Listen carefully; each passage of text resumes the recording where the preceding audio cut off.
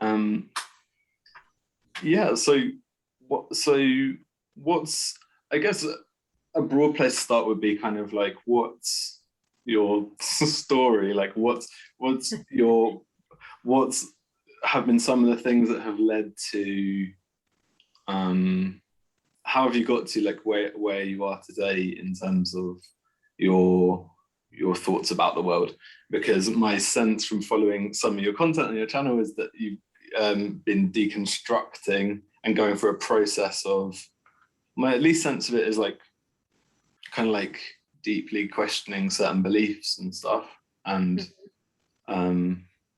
so yeah, I'm curious to hear a bit about that. Yeah. So I grew up non-denominational Protestant. My family, like my parents, they were not raised in like Christian homes, but found Christianity kind of in college and sort of as they got older. It's hard to exactly explain, but my dad definitely wasn't. My mom was sort of, but not really. But they kind of found Christianity in college and raised us in that faith, and had a lot of passion for it. And it was really beautiful to see the way like Jesus changed their lives. And for me, it kind of always made me sort of this Christian, where it's like I believed in Jesus, I believed in the things that the church taught, but a lot of it was just handed to me, right? I was told what to believe, but didn't fully have an understanding of the why. But from my parents, I had a strong trust that there was a good why, because my dad is very analytical, and he was actually pretty against religion, kind of in college, and then sort of stumbled into Christianity.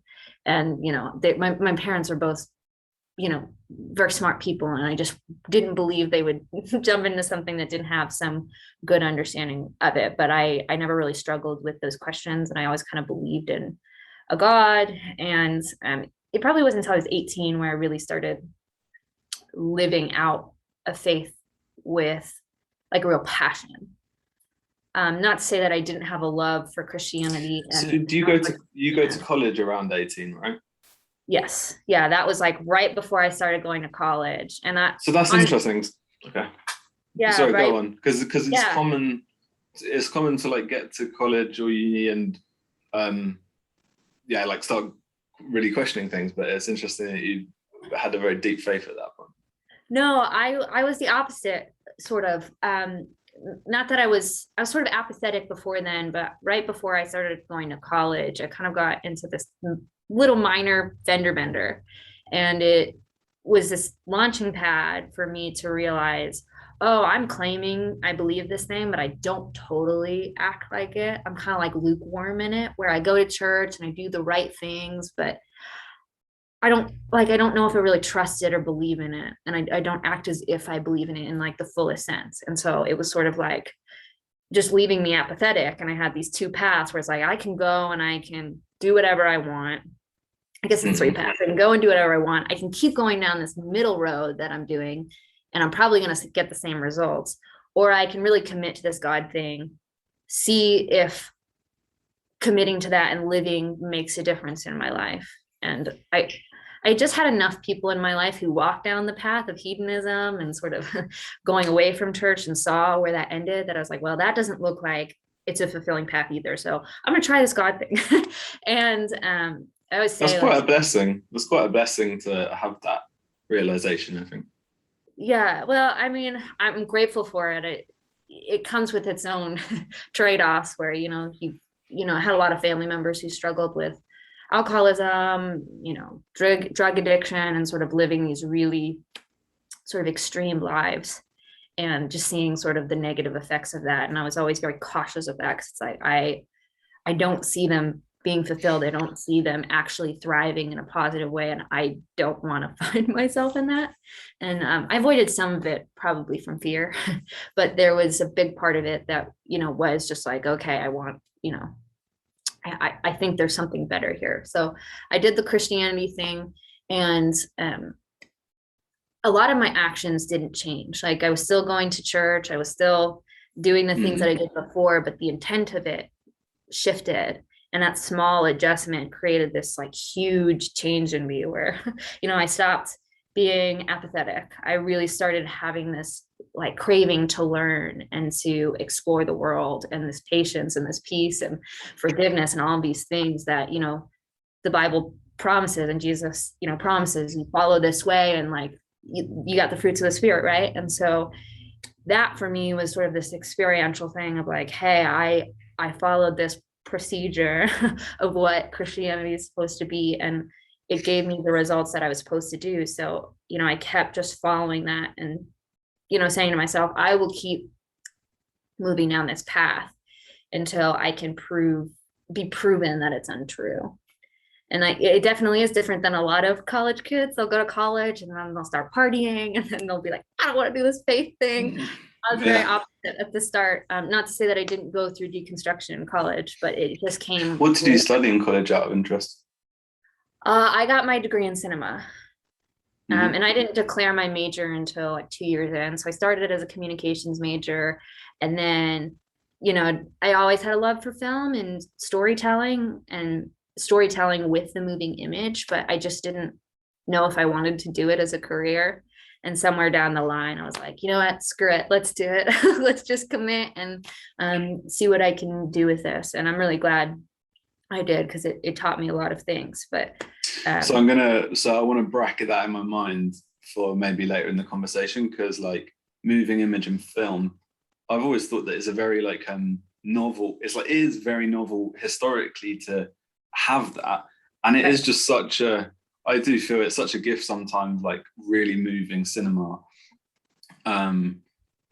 It's just our modern stories, isn't it? They wrote novels in the 19th century or whatever, but the visual and the musical and the way that like soul can so powerfully be evoked through the combination of those aspects, I just think.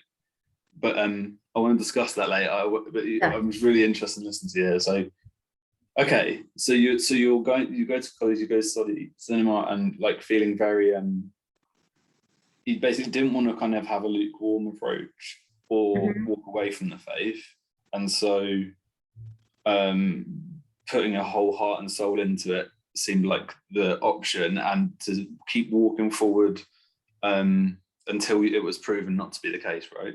Was your right. attitude. So yeah, for me it was like the last sort of final frontier is like a strong committed faith, and like really trying to understand what it meant to be a Christian and embody that belief. And I probably wouldn't have had those words at that time, but like live out your faith is probably how I would have said it then. But it was sort of that thing where it was like, what I'm doing now isn't helping. I'm doing the things I'm supposed to, but I don't really, it's just sort of like a thing that I'm doing. I'm not really thinking about it. I'm being very unintentional about it.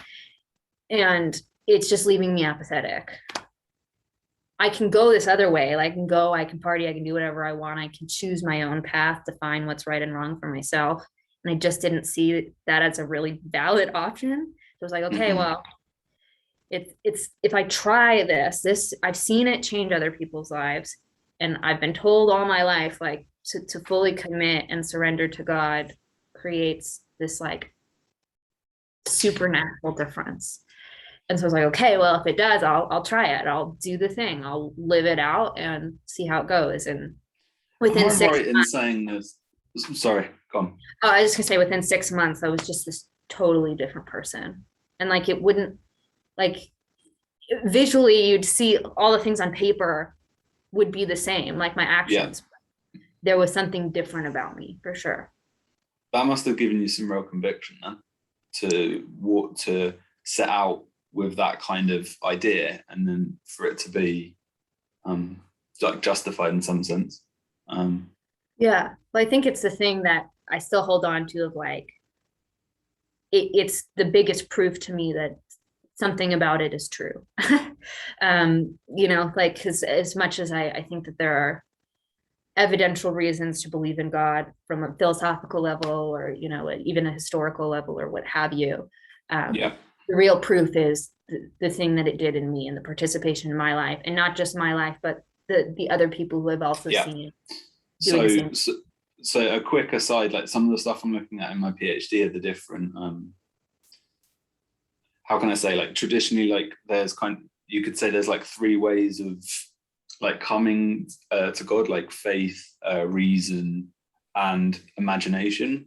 And like this is kind of like the idea that I'm pursuing, is like you were talking there about reason, you know, that is a path, but that's not what you were talking about. You were talking more about like an experience. And like a big thing I'm looking at with my PhD is like phenomenology and experience, and like what, like, is experience a basis for our knowledge? Like, is that a justifiable basis for us making up for our knowledge?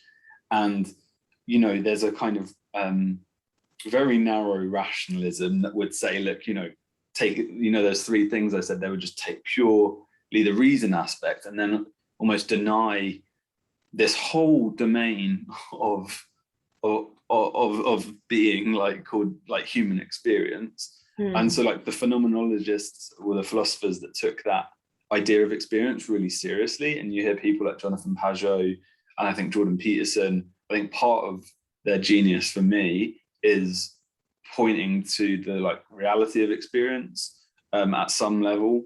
And so it's like really interesting to hear you talk, because it's like I relate, I know exactly what you mean in terms of my own life, like convicting experiences and spiritual experiences, and how at the end of the day they are experiences happening in my heart, or like happening in some secret place that isn't like material in an obvious way, you know. So it's the place of experience in our approach to religion is kind of like some of the philosophical work I'm looking at, because like, yeah, but sorry, go on. So that sounds all super exciting. Like, yeah, well, it was, good. it was all really beautiful. It was like, for the first time I felt alive. I felt ready to take on the world and learn about it. And I just wasn't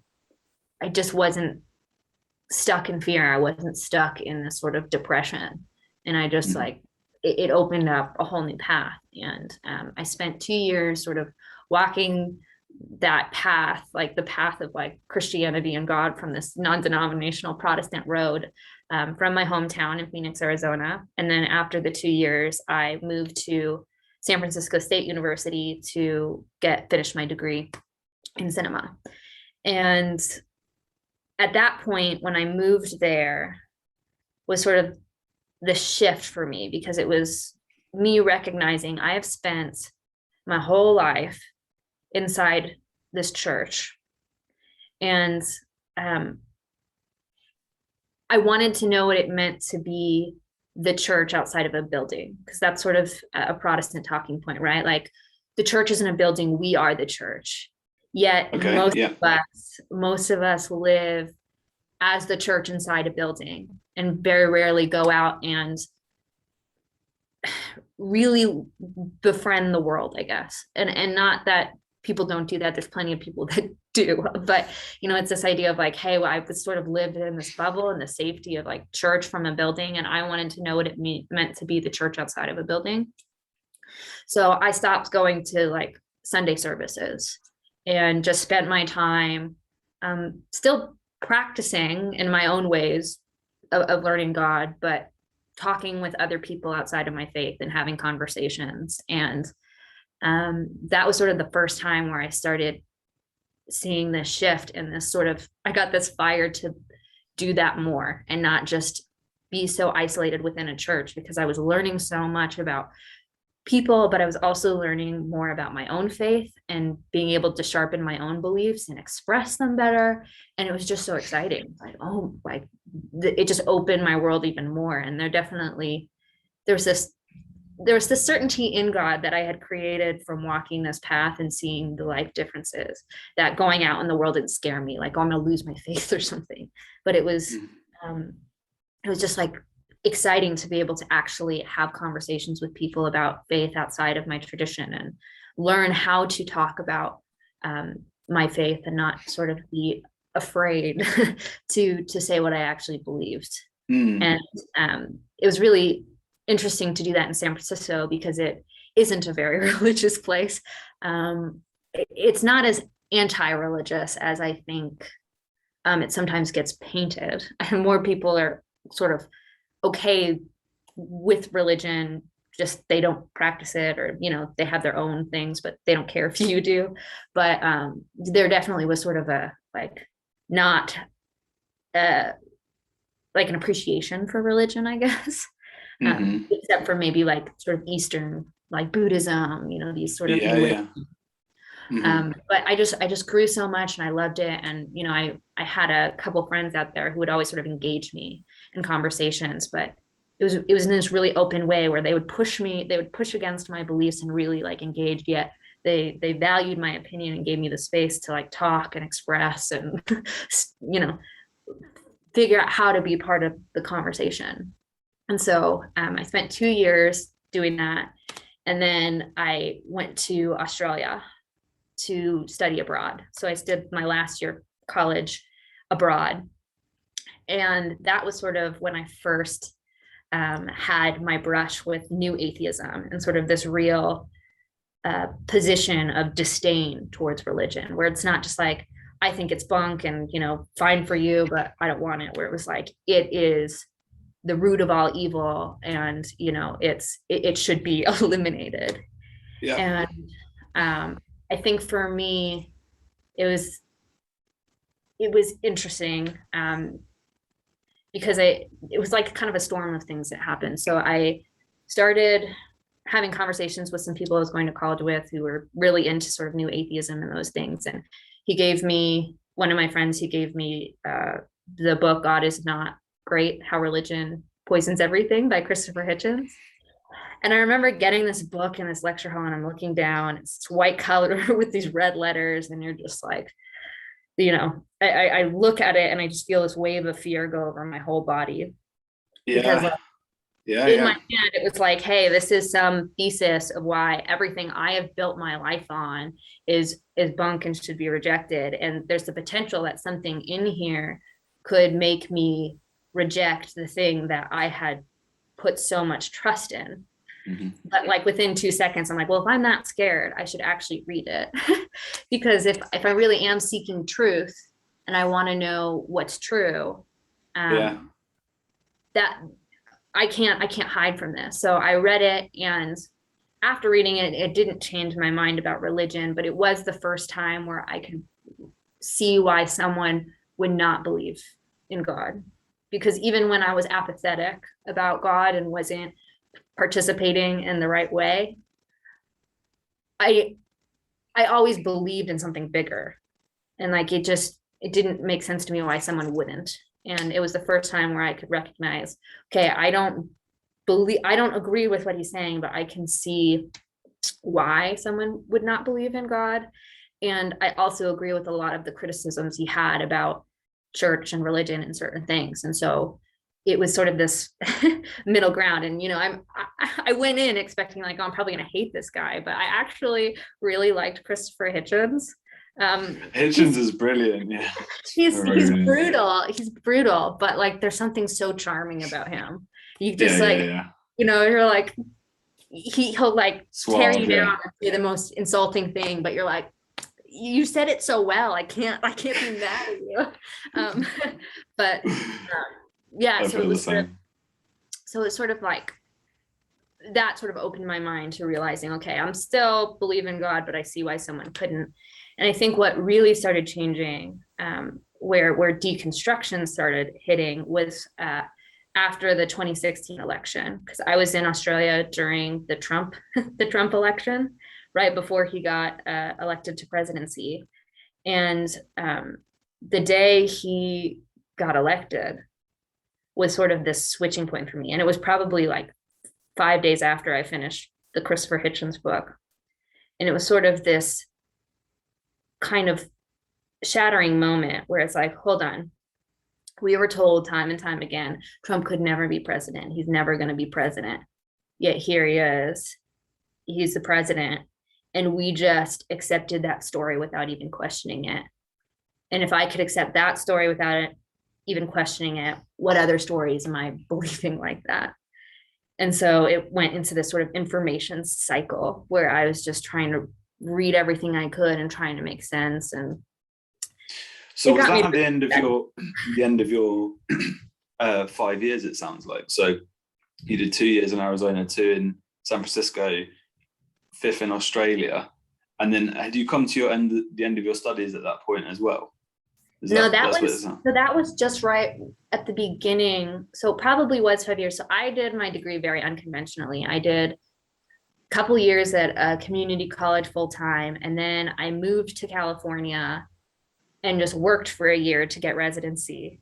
And then I went a year in California and then a year in Australia. So at that point, it probably had been 5 years of me sort of from 18, when I kind of recommitted myself to God, to, when I'm sitting in the lecture hall with Christopher Hitchens, it's probably been 5 years.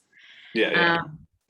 And so it's just the reason I mention it is because like I had a similar thing, but it was at the end, and it sounds like when it happened to you was at the end of your studies, and it was, for me, it was at the end of it was the end of my BA. So I did politics and philosophy at Essex, and basically came to the end of that. And like there is a way in which a certain story ends at that point, because like you'd been in education since however young, and that whole thing had kind of just stopped.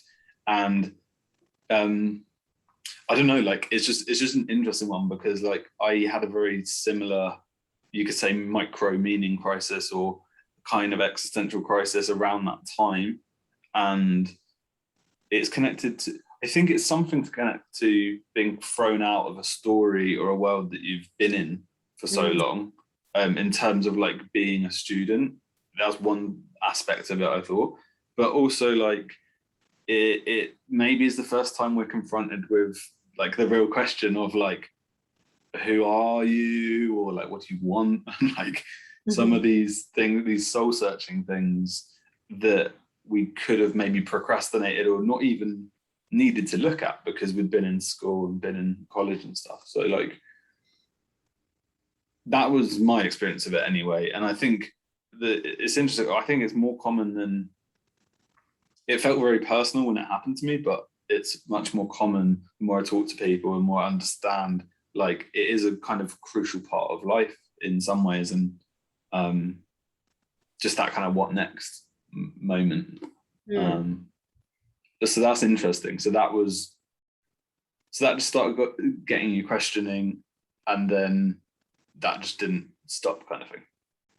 Yeah, well, I think from there, and mine, I think it was just this perfect storm. It's not only I'm finishing my studies, but I'm in a different country, and I'm being introduced to ideas that are different, and then this really controversial political thing is happening in my country. Yeah. I'm not in my country to live it and experience it. I'm outside of it. And there's this magnifying glass and everybody's coming to me for answers. I'm like, I don't know anything. And so it's just this weird thing where it's like, oh, I have to think more about this, because obviously whatever that's interesting. Whatever I'm doing, like it's not enough. And I think for me, when I started college, it was like there's like a political consciousness thing of like connected to Trump, and also like your responsibility in relationship to that and those kind of questions. There's a part of it, and I think it just, it was just this parallel, right, where it's like this political narratives that I've been fed, and I was never that interested in politics, and I'm still not interested in politics. I find the philosophy of like what's underneath the politics very interesting, but sort of the games that happen around it, it's not a game I want to be in. But it just wasn't something on my radar, and all of a sudden it was like, oh, this narrative that like people are selling you, it's just cracking. And so it's like, well, what's really the truth, what's really going on here? And because I'm having this parallel experience with, hey, what's going on in my religion, and is it true? They just fed on each other, where it was like, okay, like, these big things that a lot of people, politics and religion, the things that people design their lives around and put their identity in, they're both sort of falling apart. And I think for me with the Christianity, which was much more important than the political questions, they just sort of fed yeah. But it was like, it's like I had this belief that in my experience gave me life and changed me. Yet I look around and you have all these other different people in different religions who are also having experiences that are changing their lives. And we can't just rely on experience to tell us what is true. And so how do I get past those things? And this thing that I felt so solid before, at least my understanding felt like it was built on toothpicks, and it was all kind of crashing down, and it wasn't built as strong as I had thought. And I just realized there was a lot of things that I was taking on and assuming and had been taught and that made sense to me, but I hadn't really done the work of building it myself. And so it all kind of started falling down. And so instead of trying to like keep it up and like fight to hold something, I just let it fall and kind of swept everything away and said, okay, I want to know what's true. Then I'm just going to stop assuming things, put everything aside, and try to do my best to follow whatever I can reasonably understand is true. And with that, I didn't pretend like, oh, I don't have a bias here. It's like, no, I still believe in God. I'm still a Christian. I can't deny that. There's something in me that is.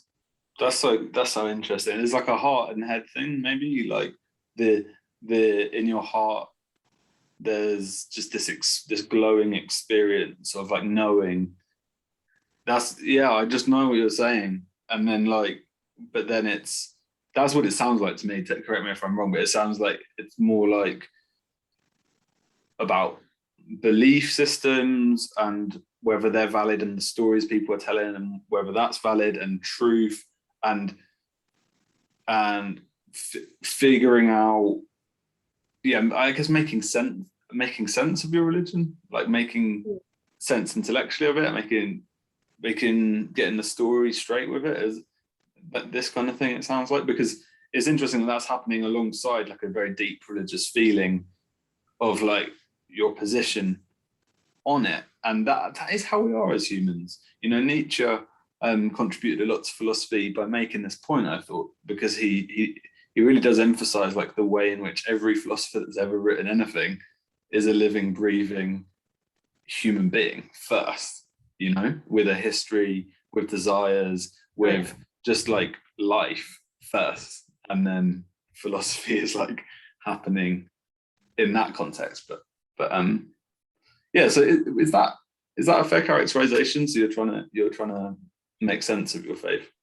Yeah, and it was sort of this weird mix where it was like, it wasn't just like I had this feeling that it was true. It was like there was something intellectually that was telling me it was true too, because I didn't discount like the experiences that I had. I couldn't hold them the same way I could hold maybe I don't know, something with historical evidence behind it or something, but there was something true about the proof that I got from my experience. Yet I knew that wasn't sufficient to be so confident in what I believed. And so it was like, if I'm going to sit here and claim this and share this with other people and try to get them to convert, and not that I was always like actively trying to get people to convert, but of course I wanted people to convert because I thought it was true and it helped me. And if it helped me, I believed it could help you.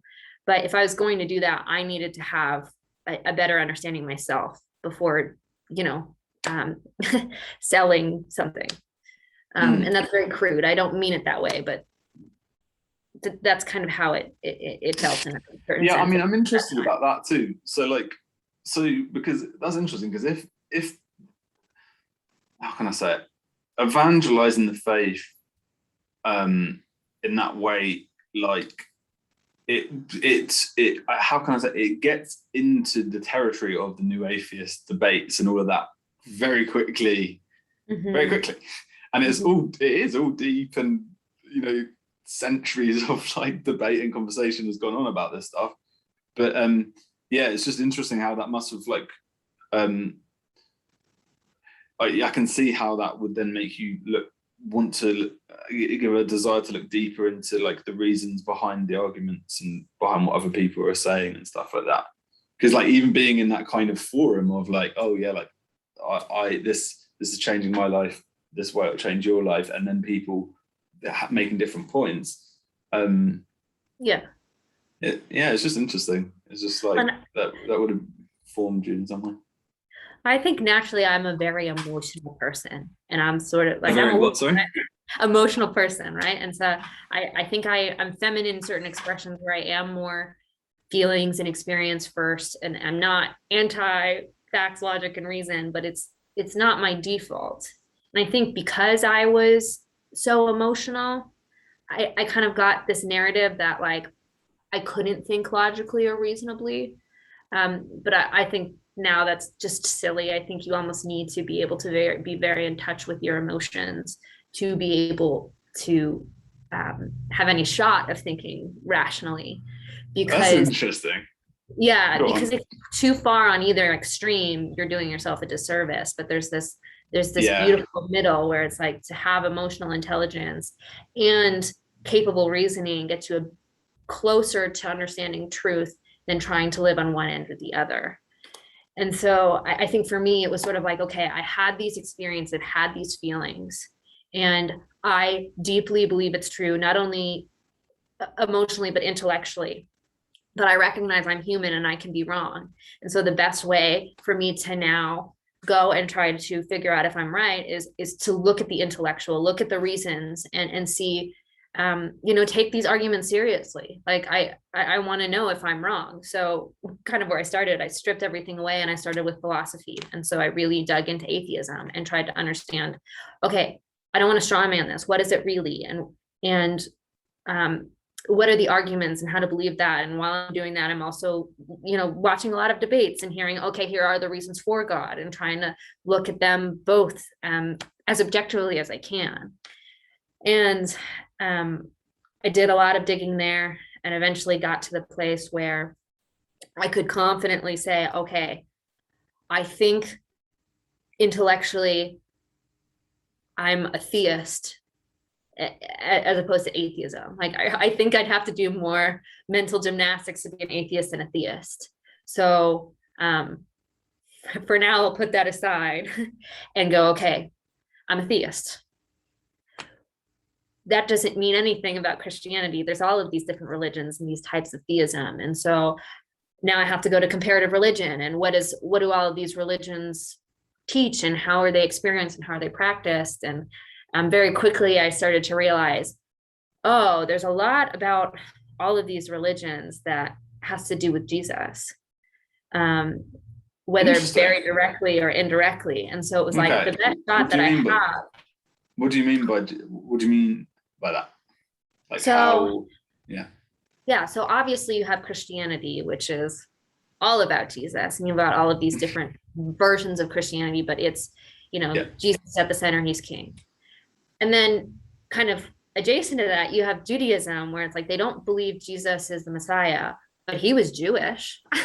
And so he has a connection to Judaism. But then you look at Buddhism, Hinduism, some of these other, Islam, Mormonism, they all claim Jesus too, whether he's an enlightened person or, he was a prophet, but not God, or he's an archangel. There's all of these narratives about Jesus. And so I was like, okay, well, I guess my best shot is to start with Jesus. And that's what I did. I kind of tried to figure out who was Jesus, what do we know about him, what's the historical Jesus, in sort of this apologetic terms.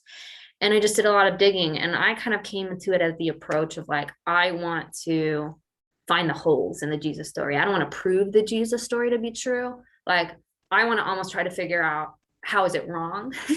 And then because my bias is I want Jesus to be the Messiah, I want Jesus to be the thing that I believed him to be for so long. So the best shot I have at getting to truth is really trying to figure out, okay, what's the argument against, what's the best argument against Jesus? And with that digging, I got kind of the confidence, and I do believe that Jesus is who he says he is, and that the Gospels are telling a true story about Jesus. And a lot of that had to do with psychology, actually, sort of looking at the early church fathers, specifically the apostles. I don't think I really knew about other church fathers at that time, but the apostles, and what would give them this need to like totally change their lives and live this totally different way and live their whole lives being persecuted unless something really spectacular happened. And none of the narratives made sense to me except for this idea of a dying and rising Messiah. It just didn't seem as plausible. And so, as much as I'm like, this is some supernatural thing and it sounds crazy to modern people, I can't help but say I find that to be the most compelling answer. And then there was this other side of me where it's like the rational side of me. It's like, I am a theist who believes in the supernatural. So that idea that someone could die and rise is not outside of the question in my belief. It's outside of the question for a materialist, but I'm not a materialist. And so I really had to struggle with that and go, hey, like rationally, this isn't illogical for something like this to happen. And that's sort of the fight you get into with the new atheism, where it's like miracles can't happen. That's irrational. It's like, well, it's irrational in your worldview. And if atheism is true, then yes, it's impossible. But first of all, that's not everybody's worldview. And second of all, there are plenty of people who have, in our modern times, if you go to enough churches, if you go to enough religious groups, people are claiming they're seeing miracles or seeing some sort of supernatural act. And I'm not saying all of those are true, but that's a part of the evidence. And you even look at atheists and agnostics, and this is where I really started to question my own sort of cognitive dissonance with the supernatural. It's like you've got atheists and agnostics who are hard materialists, yet they're like, oh, I've seen a ghost. And you're like, what do you mean you've seen a ghost? That doesn't make any sense. And it just sort of made me kind of go, okay, there's something going on here. People are having these supernatural experiences. Yeah, right. We're trying to make sense of the narrative, but oh, that's a very interesting angle. I want to ask about that. But a quick one is just like, look, the atheists are a massive exception in the history of humanity with regards to religion and just this motif of death and resurrection. It's a very primordial religious pattern or symbol, and like to the atheist material, it's just, that's another part of the context as well. I think for me, is just how young and historically novel that belief system is. It got very loud and it got very articulate very quickly with the new media, and like that definitely affected me too. And the charisma of like Hitchens is very impressive, and like impressed me, as a young man looking at the thing about 18, similar kind of age when they were all writing their books and having their talks. It's just like there is something. I think something like particular happened there with new atheism, like YouTube, new media, the charisma of Dawkins, the charisma of Hitchens, and all of this. And but I think that would slightly exaggerate. I think that is slightly exaggerated the position for some of the positions, because like if you look at the whole history of humanity and the beliefs that humans have held for like ever, it's just very different to that our traditional worldviews. But yeah. Right. Well, and something I do find interesting, and I'm just sort of piecing it together now as we're talking, is the new atheists are very adamant about following reason, and they give a lot of lip service to, we follow the evidence, we want to believe what's true.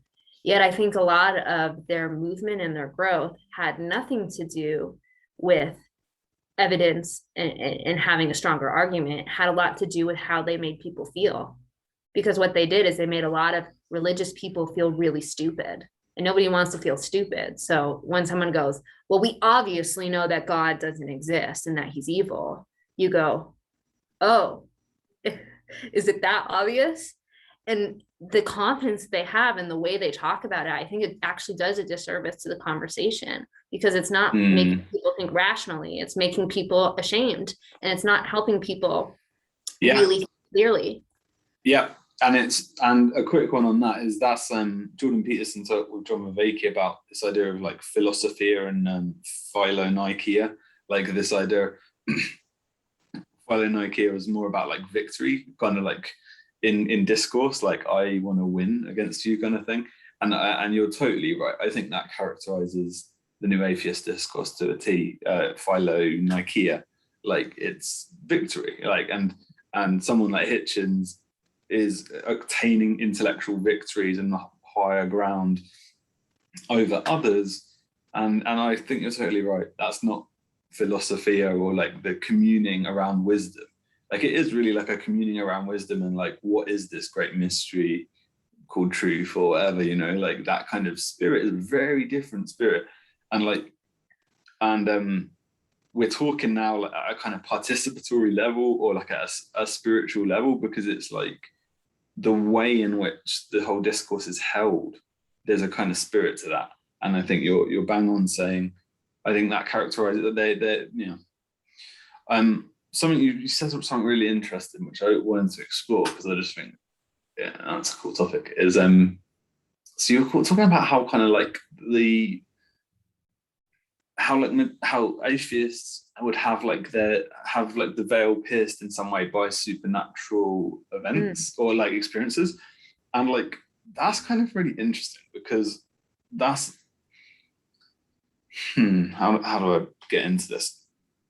Like the experiences at the edge of our experience, or like the strange kind of shaded, mysterious aspects of human experience, are where I think they're really interesting windows into religion and the idea of spirits, because like they're like anomalies, are they? They're strange things that happen, or coincidences as well, which is actually, I think, that's got a lot of traction, maybe too much traction in like new age things. But like the idea of synchronicity and coincidence is another one, kind of like ghosts. You've got like coincidences, ghosts. There's a few different ones, but like these places where you just can't fully like account for that within a purely materialistic way. Right.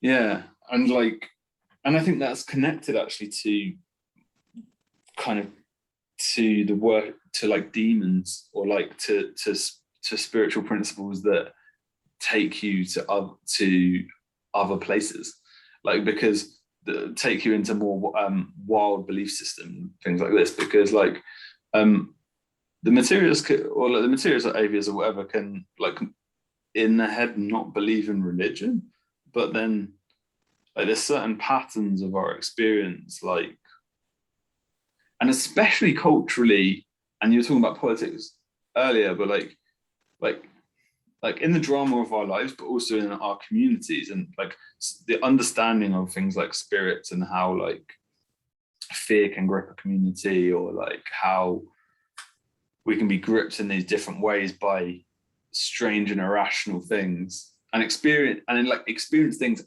as in certain ways, right? Like I've been riffing here, but like all of that, I guess that's like kind of an irrational, you could call it an irrational field of our experience. It's not purely logical, the strange and the mysterious. And I think you know, I think that's like kind of a mixed blessing actually, and like the strange and the mysterious can like open you to the possibility of spirituality. But then like I think part of the problem of New Age, or connected with those kind of New Age belief systems, is like that spiritual but not religious can be like aware of spiritual realities and like actually find real ones, and then actually kind of make patterns of veneration to those. And like that is kind of what a cult is, or that's also what demonic worship is for ancient people. And so like all of those things, just like that's all factored in my life as well. Like just the idea of like, okay, yeah, but how do you just live a secular life? Like if you just do away with that stuff, like how do you actually live? Because there's like, yeah, there's powers and principalities at work in the world, Yeah. whether we like it or not, kind of thing. Right. Well, I think that's something that really started clashing within me, where it's like, um, I think modern Western Christianity is far more influenced by the materialistic um, worldview than we realize. And we live in this world of cognitive dissonance where, on one hand, we claim to believe in what is a mystic religion that believes in a real supernatural world and a supernatural warfare, yet we also live as if it doesn't exist and sort of couch things and try to placate to sort of these materialistic arguments and See, I'm not tendencies. aware. I'm not aware of that. So tell me a bit about that. So is that part of the problem you were describing earlier, where you were saying like your experience of church had become a bit can't remember how you describe it, but it's just like kind of it had lost its spirit or its life for you, and is that what you mean, like the way in which? Yeah, because I haven't experienced that. Because just a quick aside about my life Yeah. story. I did, yeah, like I didn't grow up Christian, and Mm. so like we're quite secular in the UK, and my education was pretty secular education.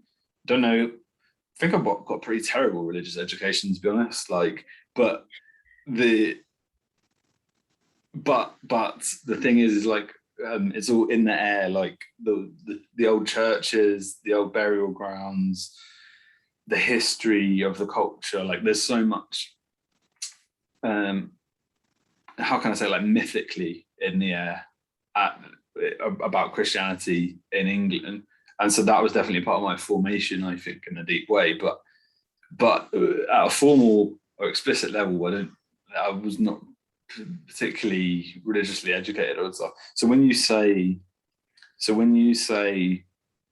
you said like we try to play down spiritual warfare, for example. Mhm. What do you mean by that specifically?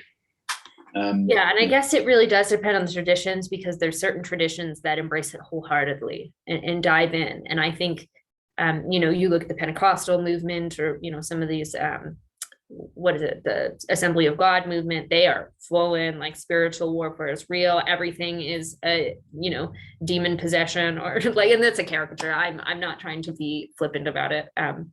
But that's the picture I think an atheist would get. It's like, oh, everything's like, you stub your toe, a demon did it, that's sort of the way that they look at it. And so there's this sort of middle ground, I think, in the non-denominational world, where you don't want to deny Jesus and the supernatural, but you don't want to seem too crazy. And you don't want to be like, well, we're not like them.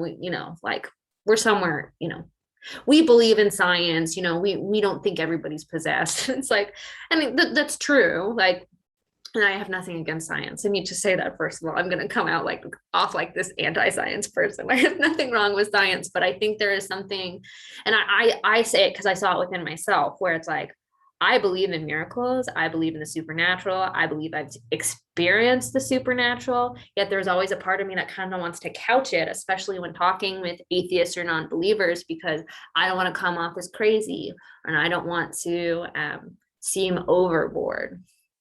And I mean, I think where I really started to kind of recognize this was listening to Lord of Spirits podcast. Have you listened to that? Yeah. Yeah. I'm a big fan. Well, and I think I started realizing that a little bit too, sort of like, the Bible Project did a series on spiritual beings, and that was sort of my first introduction to all of it, and started questioning like, oh, I don't think I have the right view of like what the Bible actually talks about when it's talking about spiritual beings and spiritual warfare and what's going on here. And that needs to change in me, and like change to whatever is right, because I think it's not as simplistic as we think, or and I think it's hard, because there's a lot of these churches that'll talk about spiritual warfare and like the way that it works, but you don't really know, like, the kind of like pulling it out of, well, I don't know, like, I don't know where they're getting this stuff, uh, and again, I think it's a lot more messy in the non-denominational world, because we don't have a good structure, we don't have a lot of rules, and everybody's sort of like defining church the way that they see fit. and it creates a lot of tricky dynamics. And I describe it sort of like if spirituality is fire, like there's this fire within these churches that's like blazing and going, and they're experiencing God and they're experiencing the spiritual world, but they have no place to put it or how to handle it. And so sometimes you've got people who burn really hot and then they burn out and they deconstruct and never come back to the church. But then you've got others that, they burn consistently well, but somehow they're managing it, but there's no safety precautions and how to handle it. And then you've got other churches that are like blazing and causing forest fires. There's no sort of structure to put those things in. There's no tradition or background to give some help in what's really going on in the spiritual world. And there's a disconnection to what the Bible is actually claiming about the spiritual world. And I think it's doing a disservice to those trying to participate in it, because the spiritual world, like you said, if the spiritual world exists and there is a good and an evil, like how do we have the best knowledge of how we pursue good and how we pursue evil and what is good and evil? Because I think that was, for me, if Christianity wasn't true and some other religion was, then I'm participating in evil.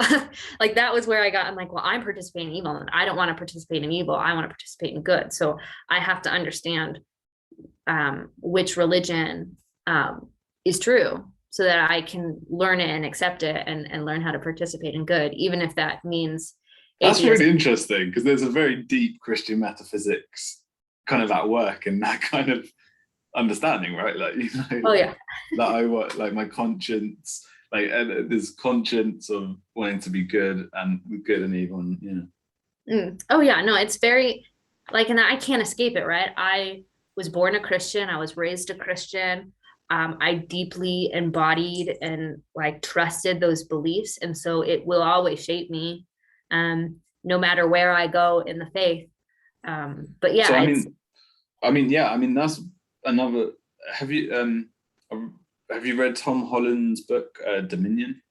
I haven't. I heard great things about it, but I haven't read it yet. It's just to say that, like, part of my journey has been realizing how deeply formed in a Christian image my kind of cultural formation was, and I think Jordan Peterson helped me understand that a lot with a lot of the stuff that he'd talked about. But I agree. But like Tom Holland, as a historian, one of the interesting things, his basic thing is kind of this thing of like, you kind of can't stand anywhere that's not Christian in the West at all. So like, even the way you're describing, like, it's just such an interesting hermeneutic, like way of interpreting, to say like, I want to be good, I don't want to be evil, and therefore I want to know what's true. Like, so that's like a very, and then so even just looking at world religions from that lens already assumes a very deep kind of moral striving, and also sense of cosmic good and evil. But so Tom Holland argues that basically, we can't help but, like, everything we do is Christian in a kind of sense, and it depends. Debate at length, what Christian means and how different denominations hold that word and stuff. But he makes a very strong historical argument for the way in which our social and political institutions have been formed by and are organs of Christendom. That kind of idea is just a big part of thing that he puts forward. And like, I don't know, it's helpful for me because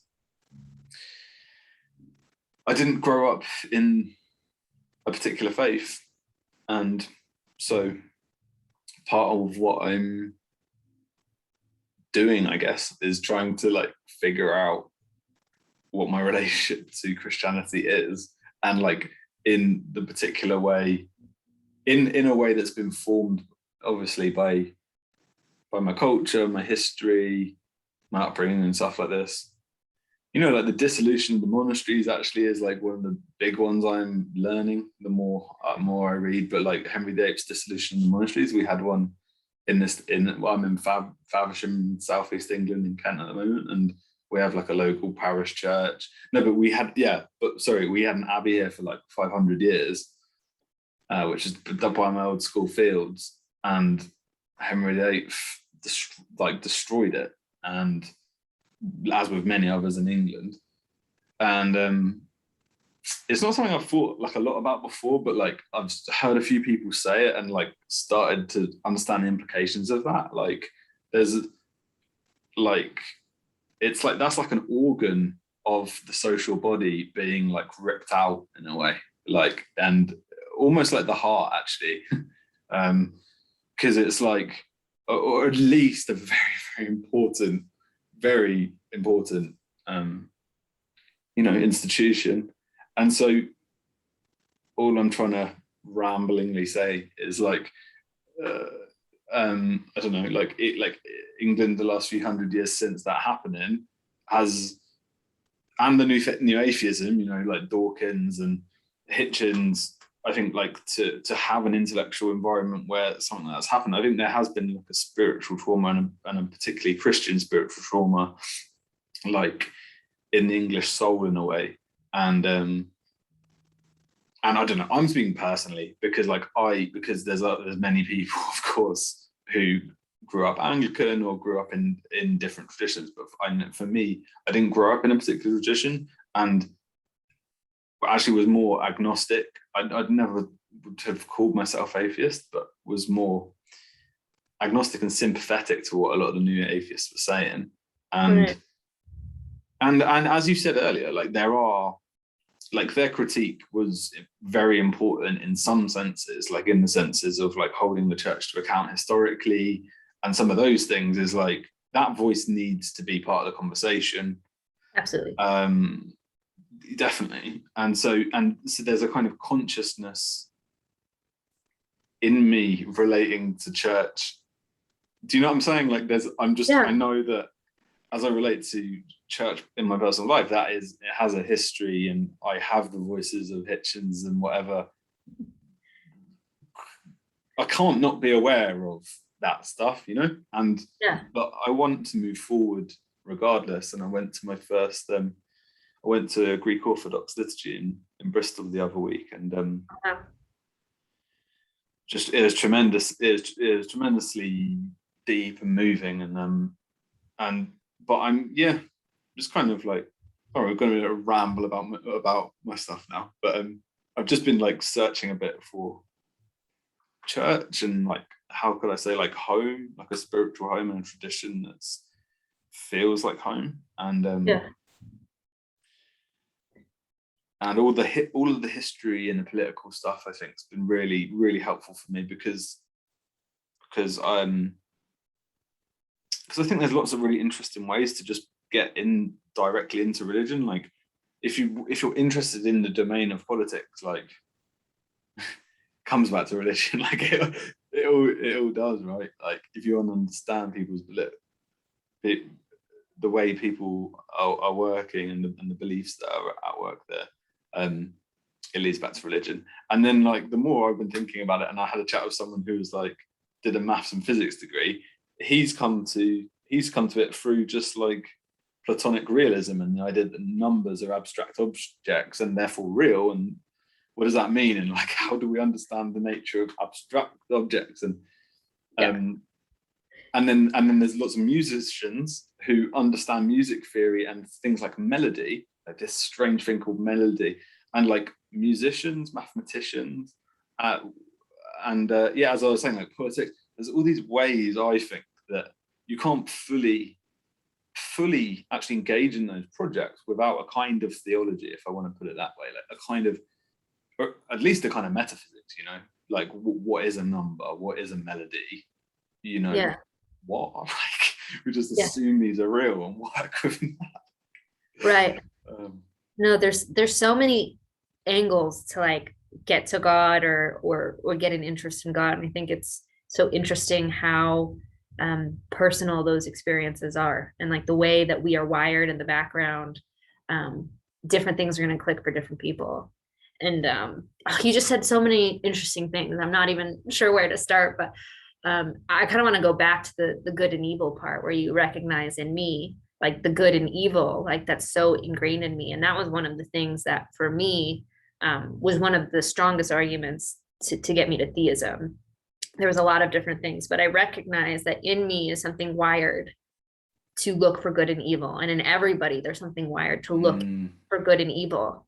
And in a materialistic framework, I couldn't get to a place where I could ever justify that outside of sort of evolutionary instincts or social conditioning.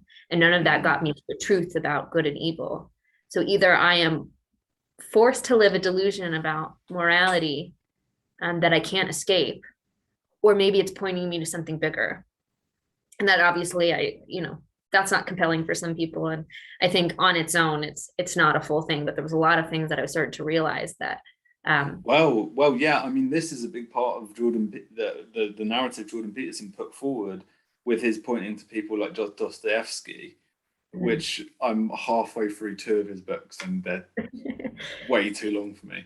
But like, very long, but he's so good. He's such a good writer. I've never finished one of his books. I need to, but it's really fascinating. I remember reading Crime and Punishment.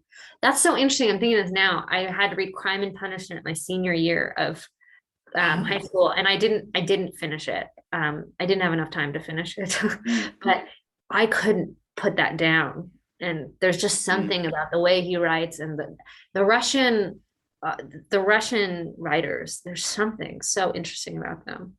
But anyways, go ahead. No, I completely agree. I'm just saying, like, Crime and Punishment is speaking directly into what you're saying there. I think, like with Raskolnikov and the possibility of a violation in our moral nature for even someone deeply skeptical, and like you can't get away from the truth, the reality of good and evil.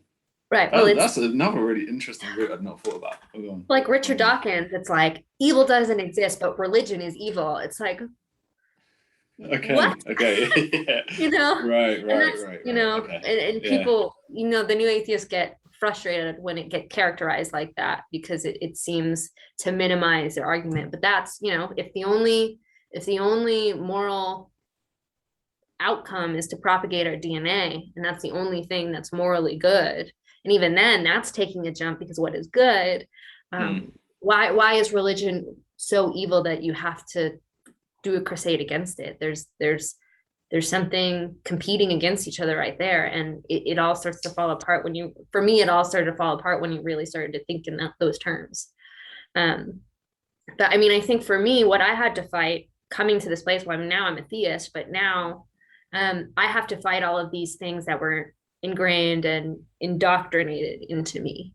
And I don't mean that in a derogatory way, where it's like, hey, we all have a doctrine that we're given as children, whether atheist, agnostic, Buddhist, whatever. We have a certain set of beliefs of the way that it works.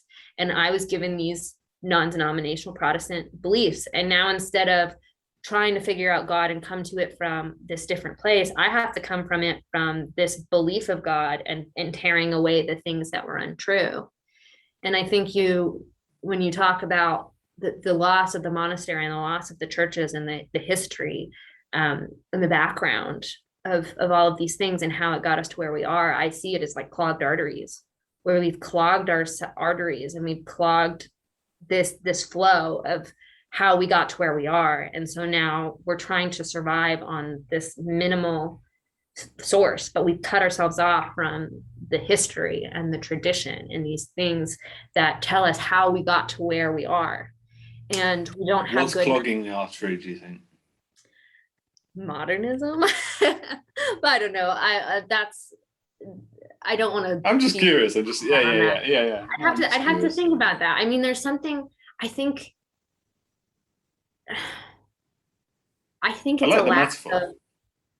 it's a lack of recognition of where did we come from? Where did Christianity come from? How did we get these beliefs? Why do we get these beliefs? And I think especially in Protestantism, there's been certain things that have happened that have changed. We look to the Reformation, but the Christianity of the Reformation looks nothing like the Christianity we have today. Yeah. Yeah. And that we have to ask, where did it change? What happened and why did it change? And is it good that it changed? And I think for me, and I feel like I've been all over the place with my story, so I hope it makes sense. But now I just recently converted to Eastern Orthodoxy. And that was sort of this journey after I finished my deconstruction. And I deconstructed a little bit, but I think the whole time as I was deconstructing, it was in this aim to reconstruct into something better, something more true.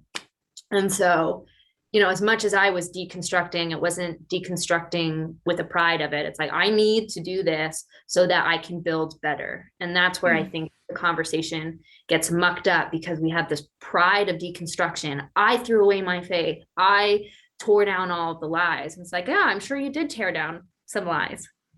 But what are you left with? Just pieces everywhere and no real cohesive sense of how to live the world and what's the best way to like come to an understanding of how to believe something. Mm-hmm. And so I'm much more on a passion of like trying to revitalize this idea of reconstruction and learning.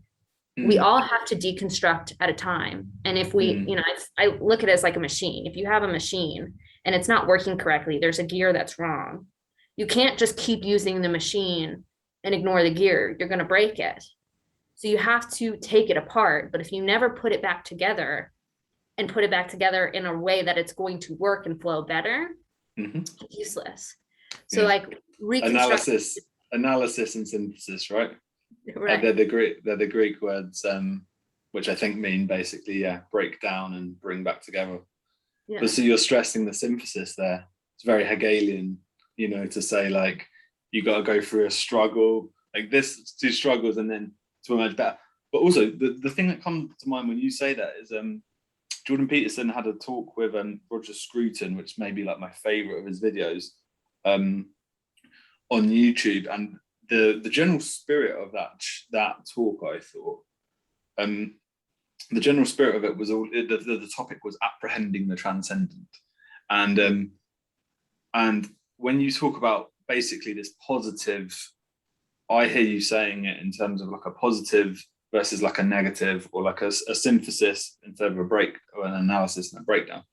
Or they one of the themes in that conversation, which I really love, was this notion of like the positive in art and creation, and how like hang with me because I've thought a lot about this one. So Jesus says this thing in the New Testament. What's he say? Like this notion of like resist not evil, and resist not evil, and it's like, what am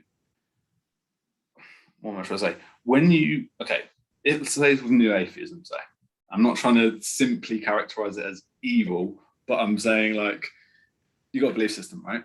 And so like if you resist it, like if you resist it is the word he uses, like if you resist it, like there's a subtle way in which you kind of like get dragged into like a demonic fight with that thing, where it's like, because you're playing its game and playing on its terms. And I'm saying it because I think there's a spiritual power at play personally, but like this is with like anything.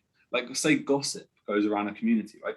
Gossip is like that as if you like engage in that, and I'm pretty sure there's scriptural things about this as well. Like if you kind of like enter into communion with that, can we say, or something like that, then it can actually take a piece out of you and actually how can I say, like drag you down, or like make you in the image of, it's kind of like possesses Harry Potter, right? Possesses, right. Yeah.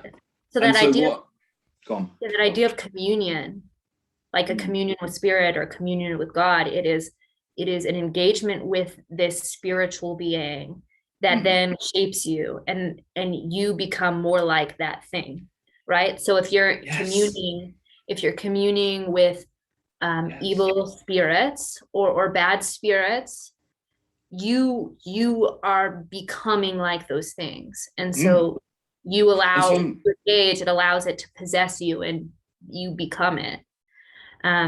I believe in that. And so like this resist not evil thing is like actually a very subtle thing, because it's very tempting if like a new atheist came by, I don't know, and was like, hey, I don't believe in God. There's an immediate temptation there for you to be like, oh no, like this is what I think and this is the opposite to, but there's a kind of oppositional kind of warfare kind of aspect to that dynamic. This resist not evil thing, I'm just going to riff it a little just because I've thought about it, is that he says resist it not. So it's like there's a patience in that and a humility in that, and a way in which the and in the not resisting, that's connected to this idea of positivity, like living in communion with Christ, we could say, is more of like a orientation towards wholeness and a positive beauty, truth, goodness. Like it's an orientation towards something like really high and really excellent, and putting your attention there, and that's all connected to things like creativity and like the way that our souls are made and like things like that. But like putting that energy towards something positive, something creative, just as a general kind of mode of being, and then putting that out there, and then people can engage with that, is very different to this kind of basically, when I'm talking about it, it's like politics or some religious conversations as well, but like, you know, the political discourse generally, you could say like, there's a way in which if you enter into it, as you said, you become kind of like that spirit, or like made in that image, and there is a kind of communion in that, and like it's about getting your communion right in a way. It's like getting like knowing where to be spiritually oriented. And so that, yeah, that theme's really, really important for me, of like, it's not about like, you know, winning an argument with a new atheist, but to live, because you talked about it as well, right at the beginning, about your parents and how they were images of Christians growing up, of like, there's a light there, you know? And like for me, things like our churches and things like just the music and the tradition of Christianity, and like there's different touch points for this, but there's ways in which there's a positive, almost silent, like kind of illumination of the whole, versus a kind of conflictual philonikeia thing we were talking about, like, you know, like trying to win or trying to prove something's right, or just, you know, it's just something I thought a lot about, and it is connected to patience and humility, because it's such a temptation. If a new atheist did come up to you and be like, challenge your beliefs, of course, like you're gonna wanna, like, it's very provocative, but yes, I think there's something in that anyway. No, totally. And I'm glad you brought this back up, because I wanted to say it earlier, but I didn't know exactly where to fit it in, or, you know, if it made sense at the time. But the attitude that I sort of criticize of the new atheist is not absent in the church. In fact, the spirit that the new atheists fight against is embodied within their own arguments and their own philosophy. And that's why they like the dialogue and the fight is so easy to have, because you have two people from different positions, utilizing the same spirit to come at each other. And that's where it's sort of like what I kind of think is funny. It's like, you hate all of these things about Christians or religion, yet you embody them. You embody that same exact spirit within the thing that you're putting forward. And that's not everybody, but, you know, if you're talking about some of the prominent new atheists, it's fully embodied in their spirit. The same that is in the Christian apologetics community, and sort of these Christian evangelical churches that are Jesus, Jesus, Jesus, got to get everybody to believe the truth. It's the same spirit. And I think it's doing a disservice to really having a genuine embrace and participation in this experience, the spiritual experience, and finding what's true. Mm-hmm. But I mean, yeah. I think for me, that's, I don't know, I kind of started seeing the cracks. I think, because I came back to Christianity probably like a year and a half.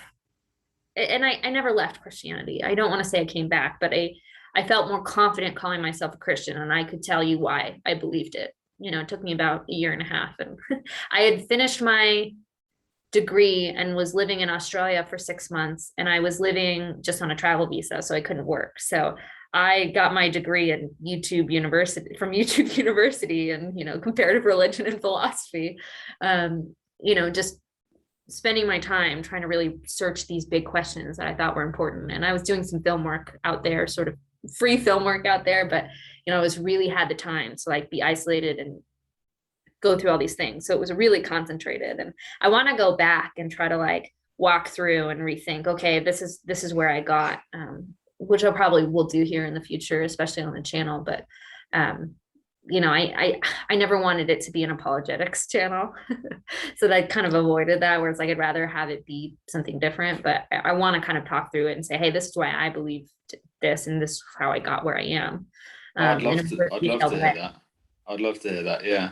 But yeah, I mean, like, it's interesting stuff. I mean, so one of the things that's come up, are you all right for time, by the way? We've been going like an hour. I'm okay. So. You're all right? No. Is like, okay, so like there's this level, okay, so I guess spiritual warfare is where I want to go, because like, okay. And especially this tension between, you were saying like spiritual warfare, but also like, how do I want to say, like conservatism towards it, or like a bit of an aversion towards, what was it we say, mysticism. Okay. Yeah, right. And I think aversion towards mysticism. Okay. Yeah. And maybe it's just my bias and like what I've seen and what I experienced in myself. But I looked at myself and I looked at Christianity and recognized, oh, I say I believe in Christianity, and I do. Yet I'm starting to realize how mystical this all is. And I don't like that. I don't want to be seen as a mystic. I don't like that at all. Yet I have to face the fact that I've experienced mystical things, people around me have experienced mystical thing, and the foundation of what I believe is mystical.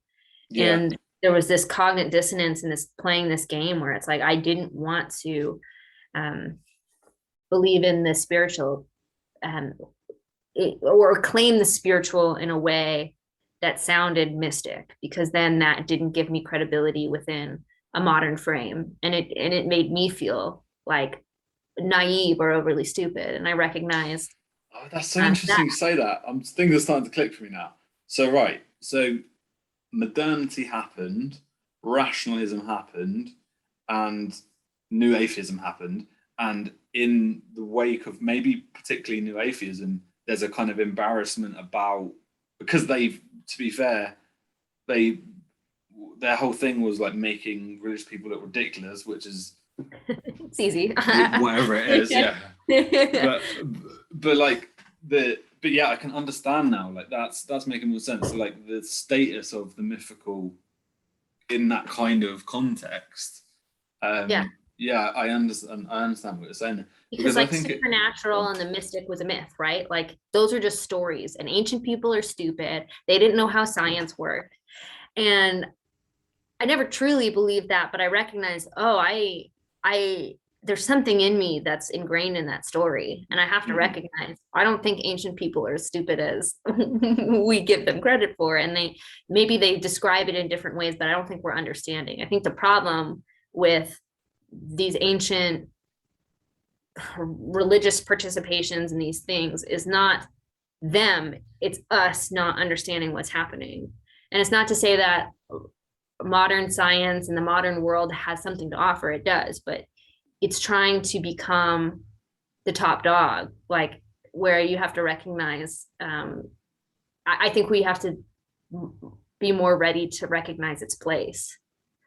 And I think with the embrace of orthodoxy, because that happened about 2 years after I came back to Christianity fully and started participating in church again. And when I did that, I went back to sort of non-denominational Protestant because it's what I knew. And I also knew I wasn't Catholic. There was a certain things about Catholicism I knew enough about it where I was like, I just can't claim that. So I went back to sort of participation in Protestantism, and it it didn't feel right. Like it felt like I'd gone through the looking glass, where it's like I'd seen all of this view of Christianity from an atheistic lens, and I saw all the things that they criticized that I believed were true. And I see these patterns of things, and I started to question, like, what are we doing, and why do we do this, and is this good? And it was just this wrestling of like how do I participate well in church, because I believe there's a good in being part of a body, and I think there's a calling to be a part of a body, and I have to do that the best I can. But how do I find the right place where I work on my own things at first, and then also try to find a way to work on the church and find it to be the most healthy? And after 2 years of sort of participation in that, I just realized it wasn't healthy for me. I was too distracted to be spiritually fed well, and so I needed to go somewhere else. And I thought I'd just find some type of other Protestantism. And during that sort of time, I started meeting all these Orthodox people. And I recognized I don't know anything about Eastern Orthodoxy. I think I read like a page and a half in some like comparative religions apologetics book like a couple of years ago, but I really didn't know anything about it. And I think for me, I had a mystical experience that kind of drew me to it and gave me this sense of truth. And since then, I've just been much more able to embrace mysticism, even though there's still something in me that's working on it and fighting with it. But the more that I've been able to embrace it in this more ancient way, which I think has much stronger foundations and methodologies in coming to the way we practice and participate in the spiritual, and a much healthier place to do all of those things, it started to make the world make more sense. It started to click, and I don't feel like I'm fighting this idea of mysticism that's pulled out of the air. Like, oh, this is a spiritual battle, and it's a spiritual battle because I say so. It's like, oh, wait, hold on. There's this pattern of ancient people participating in the mystical inside of Christianity and outside of it. And there's something from the wisdom of that's been passed down through these traditions that can give us a better sense of how to participate well in the spiritual and in the mystery. Yeah, no, I totally agree. I mean, like, yeah, the reason the topic of that came up is because, like, even what we were talking about with the new atheists, like, that's a kind of story when you're saying they're like, what you said, they're like calling religion evil, but like they're agents, like, moral agents making a judgment there, right? So there's a kind of sense at which that narrative is a narrative. And I think personally, spiritual warfare or something like that kind of language is the best way to hold that kind of space, because like it is something's playing out at a much deeper level than our propositions and arguments and such things. But they're all important, but like kind of at the end of the day, what we've both taken away from that experience is the like narrative level to that whole drama. And it shows how you just can't avoid religion, I guess, is what it shows, because, yeah. Well, it's hard too, because words fudge, right? So when some people hear spiritual warfare, you get a whole level of different connotations of what that means. Yeah. I think for some people, those words, they have these ideas of what it means, yet it's, the way we're talking about it, I think is so different than maybe a Pentecostal would talk about it, or even an atheist would talk about it. There's something different in it. And so it becomes kind of hard. But what I've realized personally, for my part, I'm not very embarrassed about talking about demons, because I love it. Like, no, but it's like it's powerful stories, right? And like the thing is, people go to watch a movie about it. Yeah. Like people go and watch a movie about it, read a book about it, all of this. But like when I say there's a demon in someone's life and that you can take that seriously, and that's a pattern of being, and like all of these things, it's like I feel like I can say that with a straight face, just because like it's all participating in the same symbolism. And like the reason we have angels and devils on our shoulders in narratives, there's like obviously reasons why we're telling our stories in certain ways, and so Yeah. I like going to demon, because the thing is, okay, I have a general thing where I like generally reclaiming words, because I think that's actually a big part of, when you said words fudge, like that's a big part of it too, because like all of these words we have, like a cool one is what is it, worship, like worship's connected in Old English to the idea of worth, like money is worth, something is worth money, or like something is worth doing. And like our word worship like has these etymological roots in that notion. And like it's things like that, where like we say these things all the time, but there's what it is George MacDonald wrote an essay on the imagination, and he talks about how like language is birthed from poetically. It's like a poesis. There's like kind of magic at the beginning of language. And you could say in Christian language something like the logos, because there's a kind of poetic magic at work there. And I think that poetic magic and the sensitivity towards it is so much connected to this mythic engagement and participation. I think all of those things are super connected.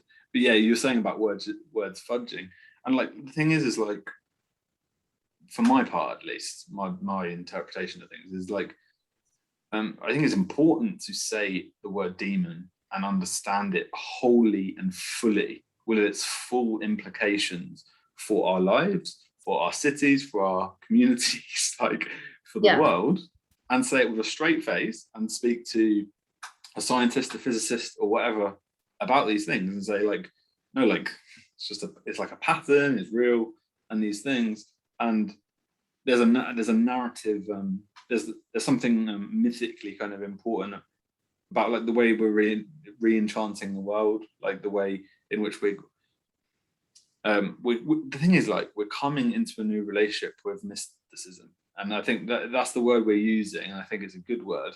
And you use the metaphor of fire, which is quite cool, because like I really like that, because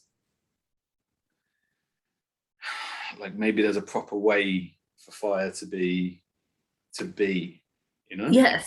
Well, because that's something I talk about too when I talk about sort of the difference between Protestantism and Orthodoxy, where, when I was in Protestantism, like I didn't think I was participating with a different spirit. I think I was participating with the same God, but it was like this chaotic fire, and different churches were playing it a different way. And when I came to Orthodoxy, it's like I found a fireplace, and I found the place where I could put the fire and let it have a controlled burn, and like there was a safety in it, and there was a beauty to it, and that's sort of like where the fire comes in, where I think Orthodoxy had that fireplace built. And I've often said for Judaism, I've been exploring Judaism a little bit, and for me, and I don't mean this offensively, but it's always sort of felt like Judaism, in the way that I've experienced it, is this fireplace, but I'm missing this spark. Like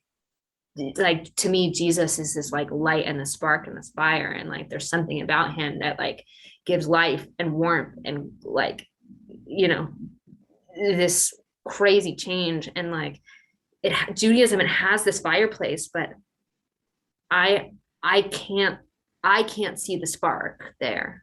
And not to say that there isn't beautiful life and like very spiritually healthy people in Judaism. I still believe those two things are the same God too. But I think there's something with Jesus that it does have this sort of power. He has a power to him.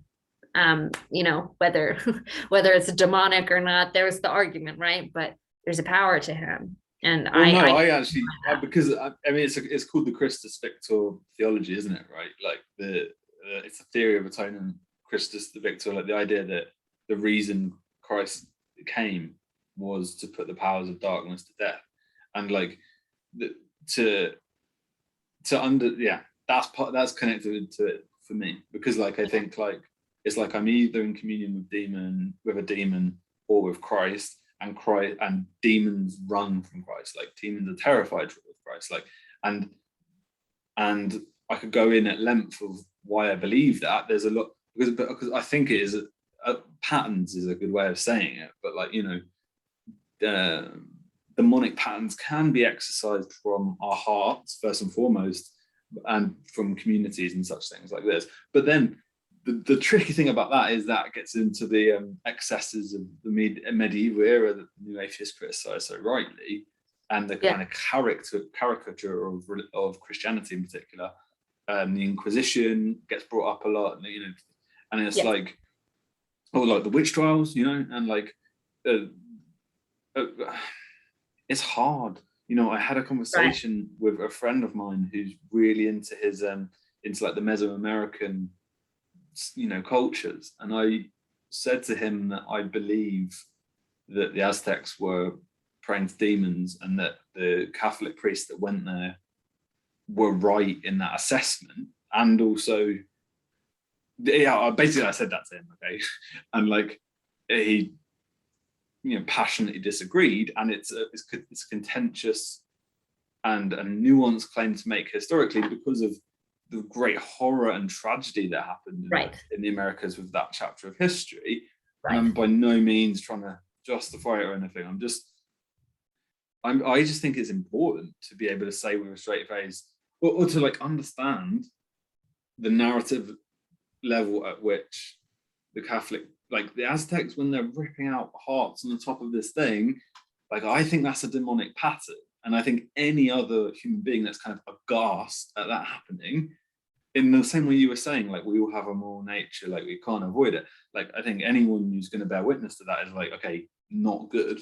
And to me, it's just like there's not a big difference from not good to demon. It's just that demon is like the principle of not goodness.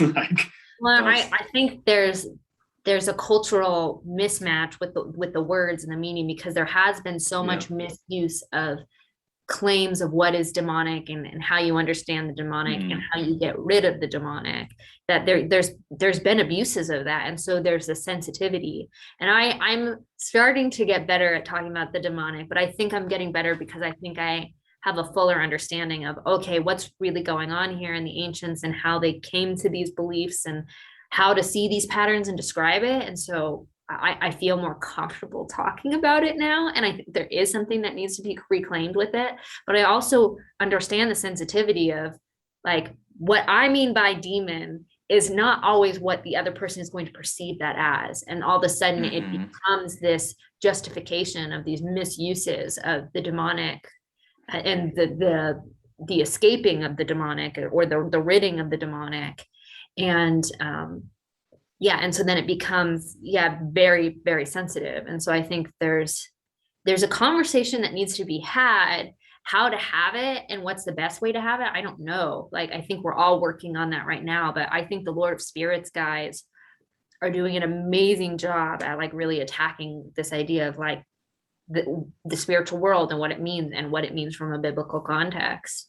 And so like that's for me, that's been super helpful to hear them talk it through and explain things in such a deeper way. And some of the things that they've explained and sort of unpacked of like what the ancients were actually thinking has made far more sense of Christianity as a whole and the connection of it all than it ever did before, when it was like I believed in a spiritual warfare, but it was sort of guesswork of like what it really means and what's being explained in these things, or sort of looking at it from a modern lens, like, well, it says this word in English, and so it obviously means this. And it's like, whoa, hold on.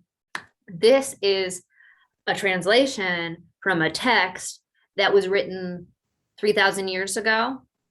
Why are you so confident that's what that means, and this is how you get rid of a demonic power? Like I think the modern Western church, especially in sort of this evangelical form, is abusing that a little bit, unintentionally. I think they have the best intentions, but there's an abuse because they're playing with a realm they don't understand, and they're guessworking. They're trying their best to rid evil, but they don't know how. because they've lost connection with the history. They've lost Yeah, connection yeah, yeah. with tradition. Well, it's kind of like it's the same in my experience, like because it's interesting you talk about mysticism. It's interesting in relationship to mysticism as well, because like the kind of hesitancy you have, I I guess I approach it. I guess it is in the opposite way in some ways, because like I've had experiences with psychedelics, with psychedelic mushrooms, um, and also like how can I say it, like visionary mystical experiences. Like I've read a lot of Jung, got really into Jung, and his basically one of the central ideas is the dream for Jung, and like psychedelics and dream space are really connected. And basically I spent a lot of time like drawing and writing out things that were basically coming through my imagination, which is a technique Jung called active imagination. Anyway, like those cluster of things led me to a very profound and deep conviction of the mystical. But I love your description of it as fire, because like how do I make sense of that, and like what are my resources for making sense of the spiritual world? And there are kind of new age things where they'll jump on and say, oh, okay, psychedelics, let's go to the Amazon, or that all that's happening at the moment now. Or okay, so that's how I make sense of that. But like dream analysis and Jung, and like, and it's all just it's just exactly what you said. I think it's like severed from tradition. And also like okay, for me, like it's better to have fire than not have fire, so to speak. If we say like fire Sure. is like a mystical experience, like it's better to have it than not. And so Right. like I've had a lot of conversations on Bridges of Meaning and other places about this tension, because there's a really interesting tension. Because like psychedelics for me enchanted me and gave me a real mystical experience, and it's like one of the most meaningful in my life, as a lot of the researchers says is a common feature of the experience. But like my point, but a big problem with that surge of fire is like how to handle it and what to do with it. And that is the general problem with psychedelics in our culture, is like numinous experience, potent numinous experience, and then like lack of interpretation or framework or just any understanding of that. It's a bad recipe. But yeah, Right. but the thing is, I think that's a step, like, because it's a step up from nihilism, and it's a step up from hopelessness, and it's a step up from deeply doubting any meaning to life, like to have Right. a glimpse of something that's really enchanting is a beacon of hope. It's kindles hope in our hearts, I think. And but then there's a problem there, and the problem is the spiritual world is a lot bigger and a lot more complex than we know or can or care to imagine, and that Right. good luck sorting all of that out Right. willy-nilly. Like there are traditions for engaging with this stuff. Yeah, like psychedelics are so interesting because I can't say that I'm an advocate for them, right? I'm not going to say, hey, you should go try it, like I think that there's probably some playing in a spiritual realm that I would say be cautious with. Yet I do know so many people like yourself who have had these experiences with psychedelics or some type of drug that triggered them and opened the door to the belief in the spiritual. And I don't know, I guess I kind of chalk that up to God being very economical in the way that he can use. But like there's something about having that door open and then creating that space can lead to a good road. But what I think becomes a problem is when you can have an experience of a spiritual experience where you take a pill and all of a sudden you're like tripping and having this spiritual experience. It's this burst of fire, and then you start chasing this fire without Mm. real We, real yeah. intention about what you're doing. But Okay. Yeah. even outside of like sort of like a hedonistic drug use type of frame, I look at modern Protestant churches that use rock music and lighting and smoke machines and certain things to create these feelings and these experiences. That's a different type of this expedient spiritual experience where we're chasing the experience. We're not chasing communion with God. We're chasing these spiritual highs and this mysticism. And we're trying to curate that ourselves. And so we get this case and then we become little drug addicts. And we're like, oh, I need more. I need more spiritual highs. And so there's these different ways that you can get it. And some are healthier than others. And where I think orthodoxy has sort of an edge, it's like, it's not only built in history and trying to build off these things that, you know, have a foundation in revelation. It doesn't seem to me to be chasing a spiritual high. Like there's a beauty first approach to it, which I also find very interesting in orthodoxy, where it's like we look to beauty first to show us what's good and what's true, which that's probably another conversation, because beauty ethics is a whole nother thing that's really made beauty ethics. Interesting. Yeah, okay. That's the word for it. Because that's what I was trying to put my words on earlier in a jumbled way. But when I was talking about Jordan Peterson and Scruton and the transcendent, that whole thing is super powerful, and I'm totally down with that. Like the thing is, I've thought beauty, I found beauty to be profoundly important for my whole life, and like to behold a church as the house of God, as the local image of the house of God in a community, and just the aesthetics of that. And as I've said before, the music and all of just there's that whole, it's a Platonic argument, right? Basically, like that's what it is.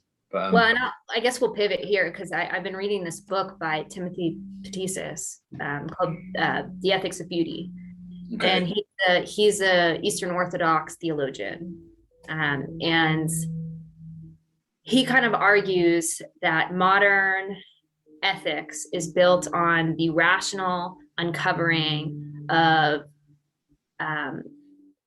knowing right and wrong, which he says is literally, you know, the pursuit of the knowledge of good and evil, where in an ancient terms, ethics was more about living the best life possible, and was often seen as this beauty first approach, where we, in modern terms, we try to find truth, which will lead us to goodness that will create beauty, where ancients saw it the other way, where it was beauty first. We look at what's beautiful, and that beautiful thing shows us what's good, and the participation in the beauty and the good will show us what is ultimately true.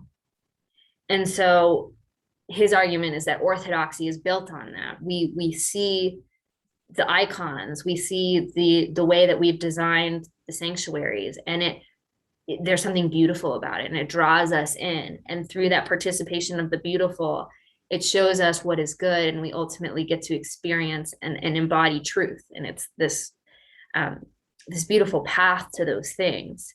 And in that sort of you uncover that a modern, the base of modernity and like a modern worldview is reason. Reason is the foundation and the core, and that's like the cult of reason at the revolution. Right. And you know, in the ancient world and sort of the Orthodox, you know, it's flipped, where in a modern sense, reason is core and we have to get rid of irrationality. Orthodoxy goes, no. Irrationality is the thing that births reason.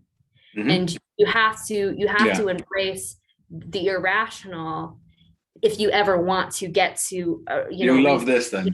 You'll love this then. The books I'm reading at the moment, there's a couple of books by a scholar called Peter Kingsley, and he has done some work in like basically trying to like bring to life the worlds of two pre-Socratic philosophers called Parmenides and Empedocles, and they lived in southern Italy and Sicily around 400, 500 BC. And they're really, really, really, really important in the history of philosophy. Like Parmenides starts ontology, like the study of being. Anyway, so it's brilliant scholarship, because what we have from them are fragments of their poetry and he basically is looking at archaeological evidence and statues and like piecing together more about their world. And his basic thing is like, these are mystics, like these what we call Greek philosophers are mystics. They're writing poetry. They are there's deep kind of Greek mythological stuff that he's talking about. But like the point is that Empedocles, who gives us the four elements, by the way, fire, water, air, and earth, which become a really, really important symbolic scheme in the medieval era, and are still there in Harry Potter in all the different in different things. That's Empedocles. Anyway, him and Parmenides. The point, without rambling, is that his book is basically saying that thing you just said, and he's kind of like proving it historically. It's just amazing to think that a few hundred years before Plato, and Plato is drawing his inspiration from these people, was this poetic, mystical tradition that has the imaginative tradition that does, he argues, give birth to philosophy, Greek philosophy. And then so downstream of that, you get rationalism, you get Aristotle, and more of a strenuous emphasis upon what we could call reason. But it totally is nested inside a dream, or it's nested inside a poet. The word I'm liking at the moment is poesis, is this Greek word. It means like making. And so like it's something analogous to what Tolkien means with his subcreation as well, like the idea of that God is a creator and that we are made in that image, and that there is something of a poesis about human being, and poesis meaning like making, creating, but in our craft and in our art and in all of our expression, according to what do principle arche in Greek, like according to what arche do we form this statue or this painting. And that's where you get directly into beauty, right? Because like the contemplation of the highest of forms is an eternal source of inspiration for the artist, right? And for the craftsman. And beauty ethics, I've never heard that term before, and I'm gonna have to read that book now. Oh, it's a thick one. It's like 700 pages, and I'm only about like 120 pages in, but oh my gosh, it's rocking my world right now. I'm like loving it. And I talk about beauty ethics way too much, but it just opened my eyes to recognize, we live in a world where rationality is king, and us too. Like we'd say, we want to be seen as rational people. We can think clearly, yet there's something about when you really look at the experience from childhood, as you grow up, what you get into, you start from a place of irrationality. And through that irrationality and those emotions, when you're connected to those emotions and those things that you can't rationally speak out, it forms this reason, and you're in a much better place to form it into a full sense. So it's not the absence of reason or truth, but it's recognizing, let's put first things first. Irrationality comes first. And often, whatever we do in our life, it's far more driven to the things that we find beautiful and good than it is the things that we find true. Although, we play this game too, where sometimes the truth, when we see the truth and it shatters, it ends up getting us closer to beauty and good. And there's different degrees of that, but and also, I think like intellectual truth is, it is an image of beauty, and they're all related. But there is a beauty in understanding. But I think there's something because we're in the rational realm, right? And that's the foundation. You have so many people saying, I want to believe what's true. And they get so caught up in making decisions or thinking about things or asking questions. Oh, I see what you're saying. That's so true. Because I have to believe what's true. Yeah, it's like, wait, why don't you look at the world, see what's beautiful, and chase that? Through that, understand like and hold truth and goodness up to a realm too. But through the participation of beauty, you start to recognize what's counterfeit beauty and what's true beauty. I've got to talk about Tolkien because the stories of the Lord of the Rings and like the influence of Tolkien's mythos on my life is like really deep. And it's another one of those touch points for me of this.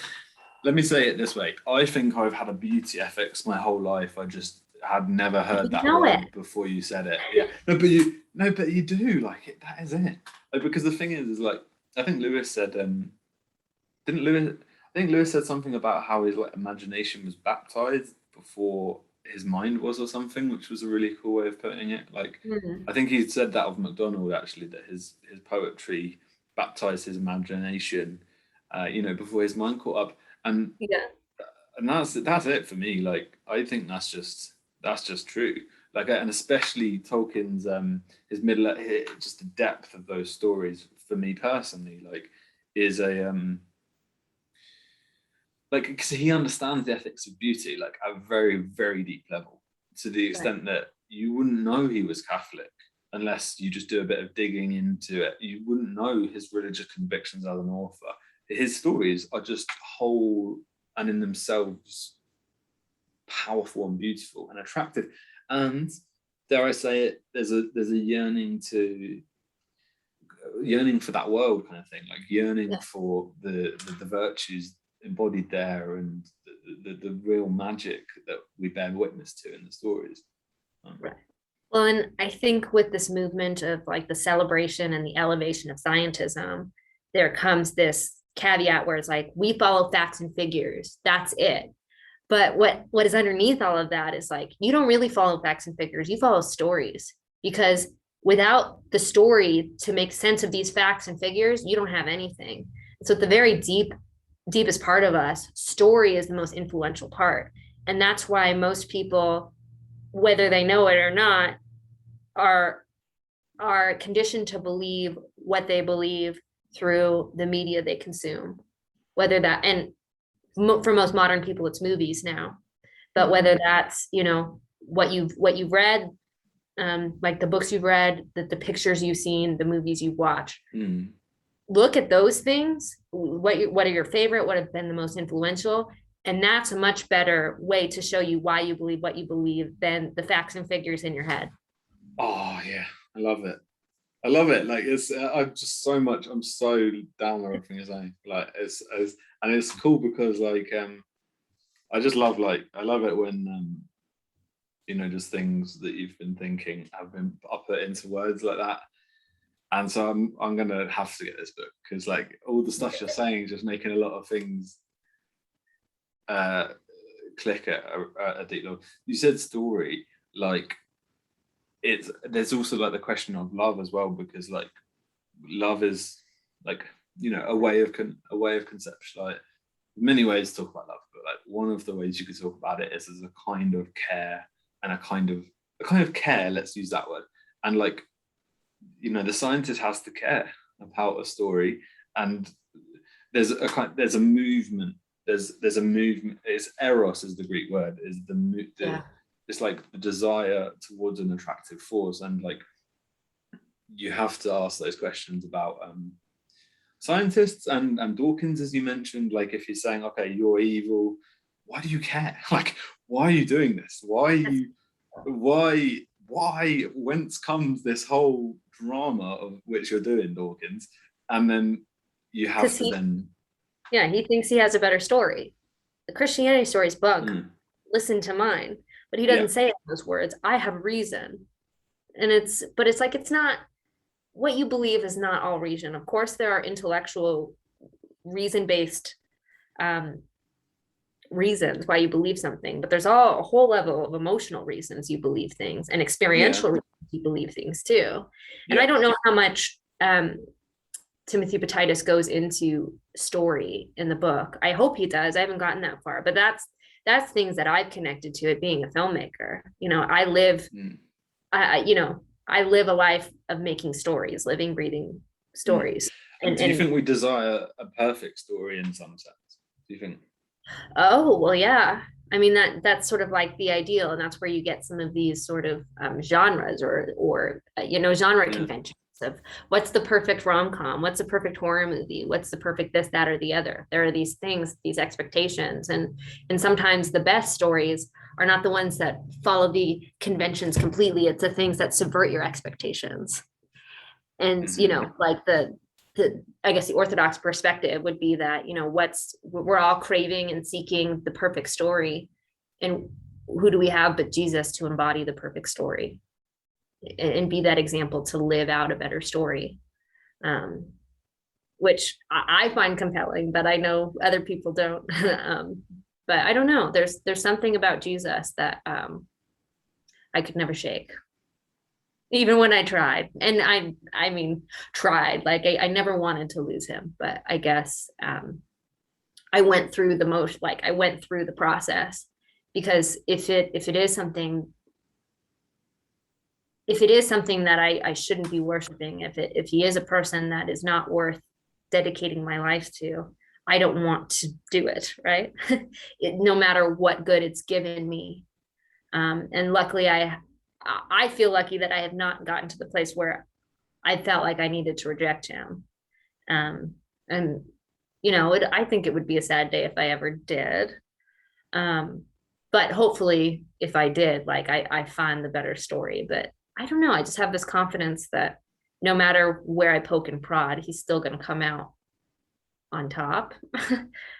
And I don't know, there's a piece in that, I guess, where it's like, I don't know, I've just put my trust in him and he's never failed me. So I don't see why I should expect he would in the future. But it's a very Christian perspective. And so I know that's going to trigger a lot of people, me saying that, and people trying to find religion. But I don't know. There's just, I think at the end of the day, we all have to put our faith in something. We can't spend all of our lives turning stones and refusing to take a step. We put our faith in something. And like, I feel I'm lucky to have found Jesus and be born in a family that gave me Jesus. And I've been very grateful for what Orthodoxy has given me to get a better, deeper sense of who Jesus is. But I hope to spend my whole life continuing to unpack it and burn away the wrong things I believe about Jesus. And I think we're all kind of on that journey. But I don't know, there's always that hope and that yearning that people do find him because of what he's done for me. I don't know if that makes any sense, but that's kind of where I'm at. And so like, I've gotten to the place because I was a part of evangelical circles for a lot, and they're very eager about getting people to convert to Christianity and find Jesus. And I was always sort of a weird evangelical where I'm like, I want people to come to Jesus and I'll share about Jesus, but like, I'm not like, you know, I want to befriend people whether they come to Jesus or not. I'm not really interested in convincing you. And that's where I'm at. Like, the only person that I really need to convince about religion and the right answers to things is myself. And I need to convince myself of the truth. And how do I do that? I listen to other people and I participate as well as I can and have integrity with myself to be honest about what I believe, as honest as I can be to myself about what I believe, and do my best to practice that thing. And I think that's the best way to find God. Be honest about what you really believe and practice it. And to evangelize, arguably, right? Like, that's arguably, that was the point you're making, right? With the ethics of beauty, as far as I understand it, like this notion of, just like, I don't know, manifesting good in the world, manifesting beauty, manifesting truth, or at least aiming towards it, and like having your sight set on that is a kind of, I think that's in a kind of evangelism. Oh, it totally is, but it's a different mode, right? Where it's moved from the propositional of let me tell you what's true to participation. Let me embody what's true. And through that, let that speak. And, you know, my dad always says it this way, where it's like, always be evangelizing, and when necessary, use words. Where it's like your actions, the way you live and how you participate should say so much more about what God is and who he is than the words that come out of my mouth. And so for me, that's where I'm at, where it's still this act of evangelism, but it doesn't become about convincing you to believe some propositional truth. It's living a life that gets me to beauty, goodness, and truth, and bringing people into that along the way.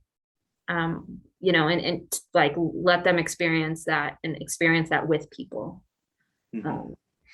And I think that's the best way we can all find good. And I love that idea that you brought up where it's like, it's not reject evil, but overcome evil with good, right? I think that's the verse that you're talking about with Jesus. Yeah. Like you Don't overcome resist it, right? Don't yeah, don't resist resist it. And evil, but yeah. overcome evil with good. So it's Mm-hmm. not separating myself from evil. It's not um it's not No, no. being afraid of evil, but it's chasing beauty, embodying the good, and letting that overcome evil. Because I think beauty, good, and truth are so powerful and bright and beautiful, like and just like beautiful, but that evil can't stand a chance. Like No. it looks tempting for a while, it looks desirable for a while, but it's not, it doesn't have the fullness. And like I think that's what people really want. We want full, embodied, deep lives, and we want that communion with truth and beauty and goodness. Mm-hmm. We all do. Yeah. And We want that. holiness, right? And the Yeah. holiness is another one of those words that I like, because it's to do with one of the etymologies is like this idea of wholeness, and like actually aesthetically, that's really interesting, because wholeness, there's deep connections between wholeness and beauty, and like and with truth, like the whole argument, or a coherence, or and like the idea of a holy person or a holy place or holy anything is connected.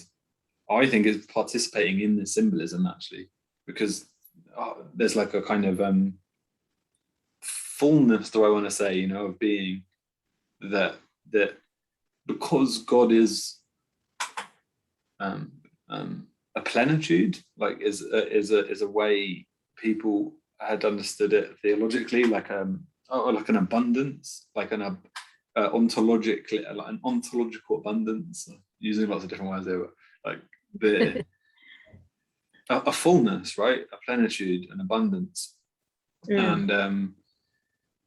And if that's true, then that's like the hypostasis, or like the source of anything that is good, true, beautiful, is kind of having some grace from that abundance, like is participating in that abundance in some way. That's how I understand it as well. And so like, when I say Christ and how I understand who Christ is, and is through these kind of like images, like as a kind of fullness, as what leads us to wholeness and what calls us to wholeness. And there's an Orthodox tradition about becoming fully who I am, and as my relationship to Christ, I fulfill my being through that. And Right. And unholy things are literally just like fragmentations of that perfect. Right. Well, I think it gets deeper too when you bring in this sort of image of God idea that you were talking about earlier, where we were made in the image of God. And so when we commune with God, we become more truly human, and we become more of ourselves, and we become more of what we were always meant to be.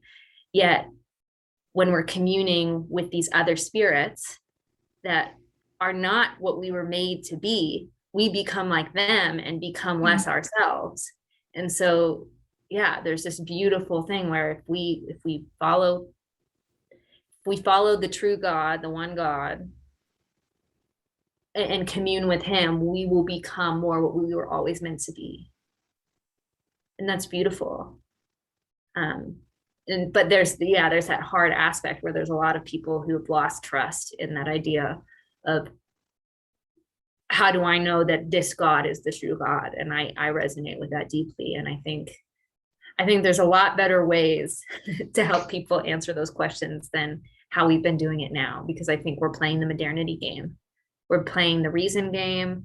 We're doing two things. We're either playing the reason game to a fault, and let me make this sort of Tower of Babel, build my way to God argument that's all about my head, or it goes super experiential where it's like throw them into the midst of this like chaos of the spiritual world and that'll change them. It's like I think there's something there's something yeah. different. And as I've been learning more about beauty ethics, I really think it's beauty. Like the best way to change that narrative is to embody beauty and participate.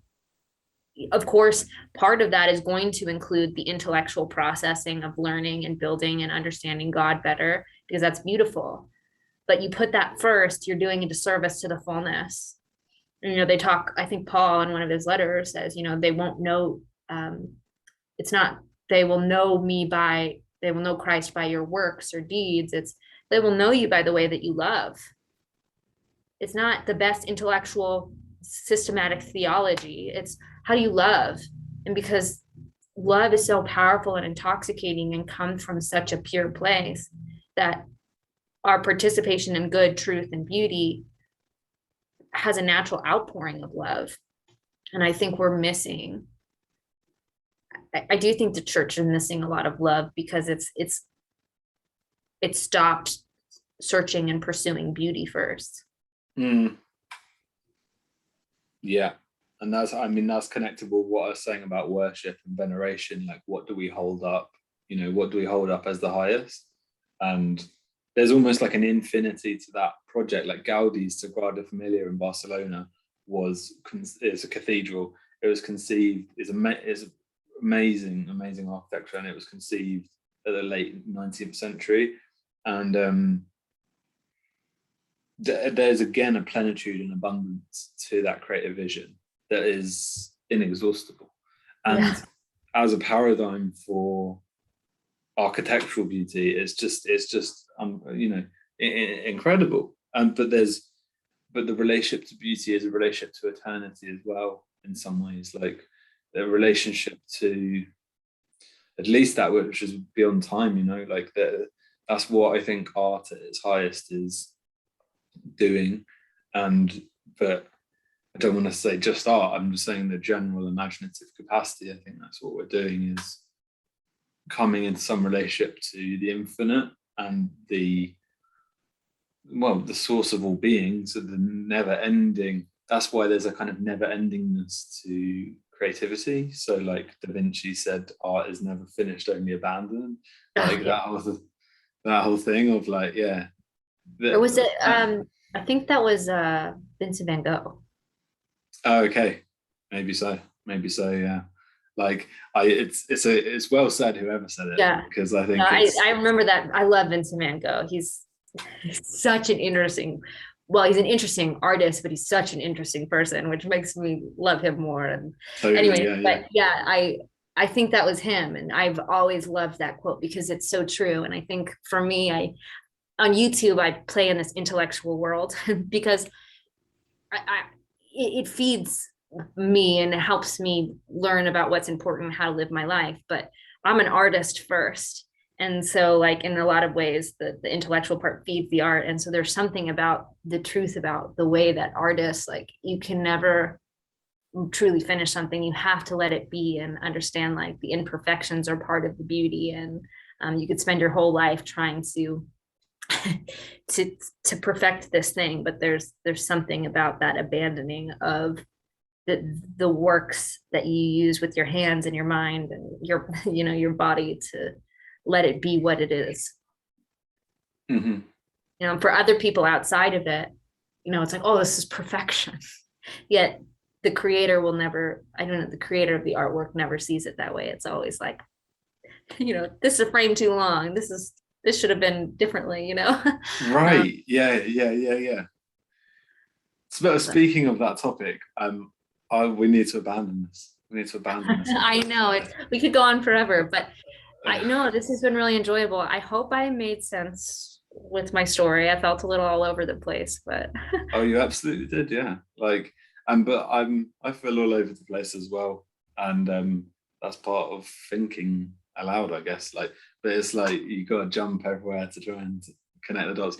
But no, I think like that was really cool hearing some of your story and like some of the journey, and it's like, yeah, I resonate very deeply and like share a lot of those experiences, and yeah, it's good to talk them through with you, and Yeah. but like I'm super excited about this ethics of beauty thing that came up towards the end, because I think that's yeah, as I say, like it's just something I've always just believed, kind of, like known the value of beauty and how that stood so far above, beyond, and outside of rationalistic discourse and arguments. Hmm. It always has. It just always has in my life, and so it's just fascinating to hear that there's theological perspectives on that, and that orthodoxy, he seems to be arguing that that's integral to the traditions. And I must say, like, that is evident to me, because I did go to a Greek Orthodox liturgy for the first time the other week, and yeah, sublime, absolutely sublime. And I mean, we're talking about the movie industry or any other forms of art. It just doesn't compare. Like, it just, there's something about the sacred and participating in it that just doesn't compare to the secular in a very important way. And however high the achievements of secular art, and they can be great, like, got so much time for it, there's just something so radically, there's such a depth of participation in beauty, I think, that is connected to liturgy and orthodoxy and things like that, which really is really interesting to at least hear that that there's something like a theology of beauty, if you could say it that way. Yeah. So Well, and there's something very timeless about it, right? Like we look at the modern buildings, and I flip houses sometimes, and you get a house to look all modern and beautiful and what's popular, but in 10 years, oh, this is going to be outdated and it's going to be something else. Yet there is something timeless about the beauty of churches and things that are sacred, where you can't help but, like, it doesn't matter what time and age it's outside of sort of this game, the modern game we're playing in, will always have a place of reverence and like awe within our bodies, whether we believe in it or not. And I was having a conversation with my friend Albie, and he just recently became a Christian, but he said, when I was an atheist, I used to go to Catholic mass and was just drawn in and in awe of it, even though I didn't believe any of it. And it's like there was something about the liturgy and the sacred nature of these places that it inspires awe, and not just like this awe of power, but this awe of beauty that has stood the test of time. And to me, you know what it is. I think it's like it touches the soul, and that's the best way I can put it. But like, there's no conception of the soul within modernity or secularism, and so you would expect that those forms of life wouldn't feed your soul, like, and you would also expect that an ancient tradition, that takes the soul very seriously, would be able to move us in ways that we don't fully understand. But I mean, that's the best language I have for it. It is like this, yeah. It connects to our souls and stirs our souls, I think. And like, that's a rare experience. It's a rare experience, and a special experience, and a sacred experience, and a tremendously important one. That's what I think it is for me. And like, I think it's such an important like touch point, isn't it? Like, just talking about experience, like my life experience and all the things I've experienced, there is just something very set apart about that Greek Orthodox liturgy for me, in my experience. But I've had other experiences in churches throughout my life, and it's just, and I hear you sharing similar things, but it's an aspect of our experience that's so other, and opens us up into the infinite and the eternal, and yeah, such. well, I can say that for myself. I've never experienced anything like Greater. Orthodox. Yeah. You know, I had one of those experiences where it's like my first service, it was like it took me away. And in this way that was so subtle. I always kind of describe it this way. My first Orthodox service felt very much like that story in Elijah, about Elisha in the Old Testament, where he goes up to the top of the mountain and there's wind and there's fire and there's earthquakes and all this stuff. And then there's this whisper, and God is in the whisper. And to me, Orthodoxy felt like this whisper of walking in, and it was quiet and reserved, yet so deep and so beautiful. And it just felt like God like was there embodied in truth. And it just felt so deeply true and real. And it's something I couldn't shake. And then anytime I went to a Protestant service after that, it just wasn't the same. And you know, with spirituality, there's all these phases, right? There are some times where you're connecting more and you feel more on fire, and there are times where, you know, it feels like you're kind of going through the motions. And you know, it's not that I don't still have certain types of that feeling with Orthodoxy, and I'm still very new to it, so I imagine it will continue to do that thing. But there's something about that participation and just the way that they design it intentionally and surround you to participate in the divine and have your mind on the divine, that just changes you in a way that nothing else has for me. And like, even, you know, I haven't been able to go for the last couple of weeks, but I went today, and you know, there's still something so overwhelming about the services. And you know, there's moments you're just in tears because of like the things that are going on, and just the way that it gives you the space to connect. And it just really does feel sacred. It feels like you're going in and separating yourself from everything else. And I don't know, there's a power in that for sure. Yeah, totally. Let's wrap it up then. I mean, Cassidy, this was amazing. Yeah. I love this. There's just so much here. There's so much here that's just such a rich topic, and it's just really, the beauty part was really cool. I want to talk to you more about that. Yeah, we'll definitely have to have another conversation. This was so much fun. I've enjoyed getting a chance to chat with you. Yeah, no, it was fantastic. Cool. I'll turn the recording off now, and yeah, finish it there.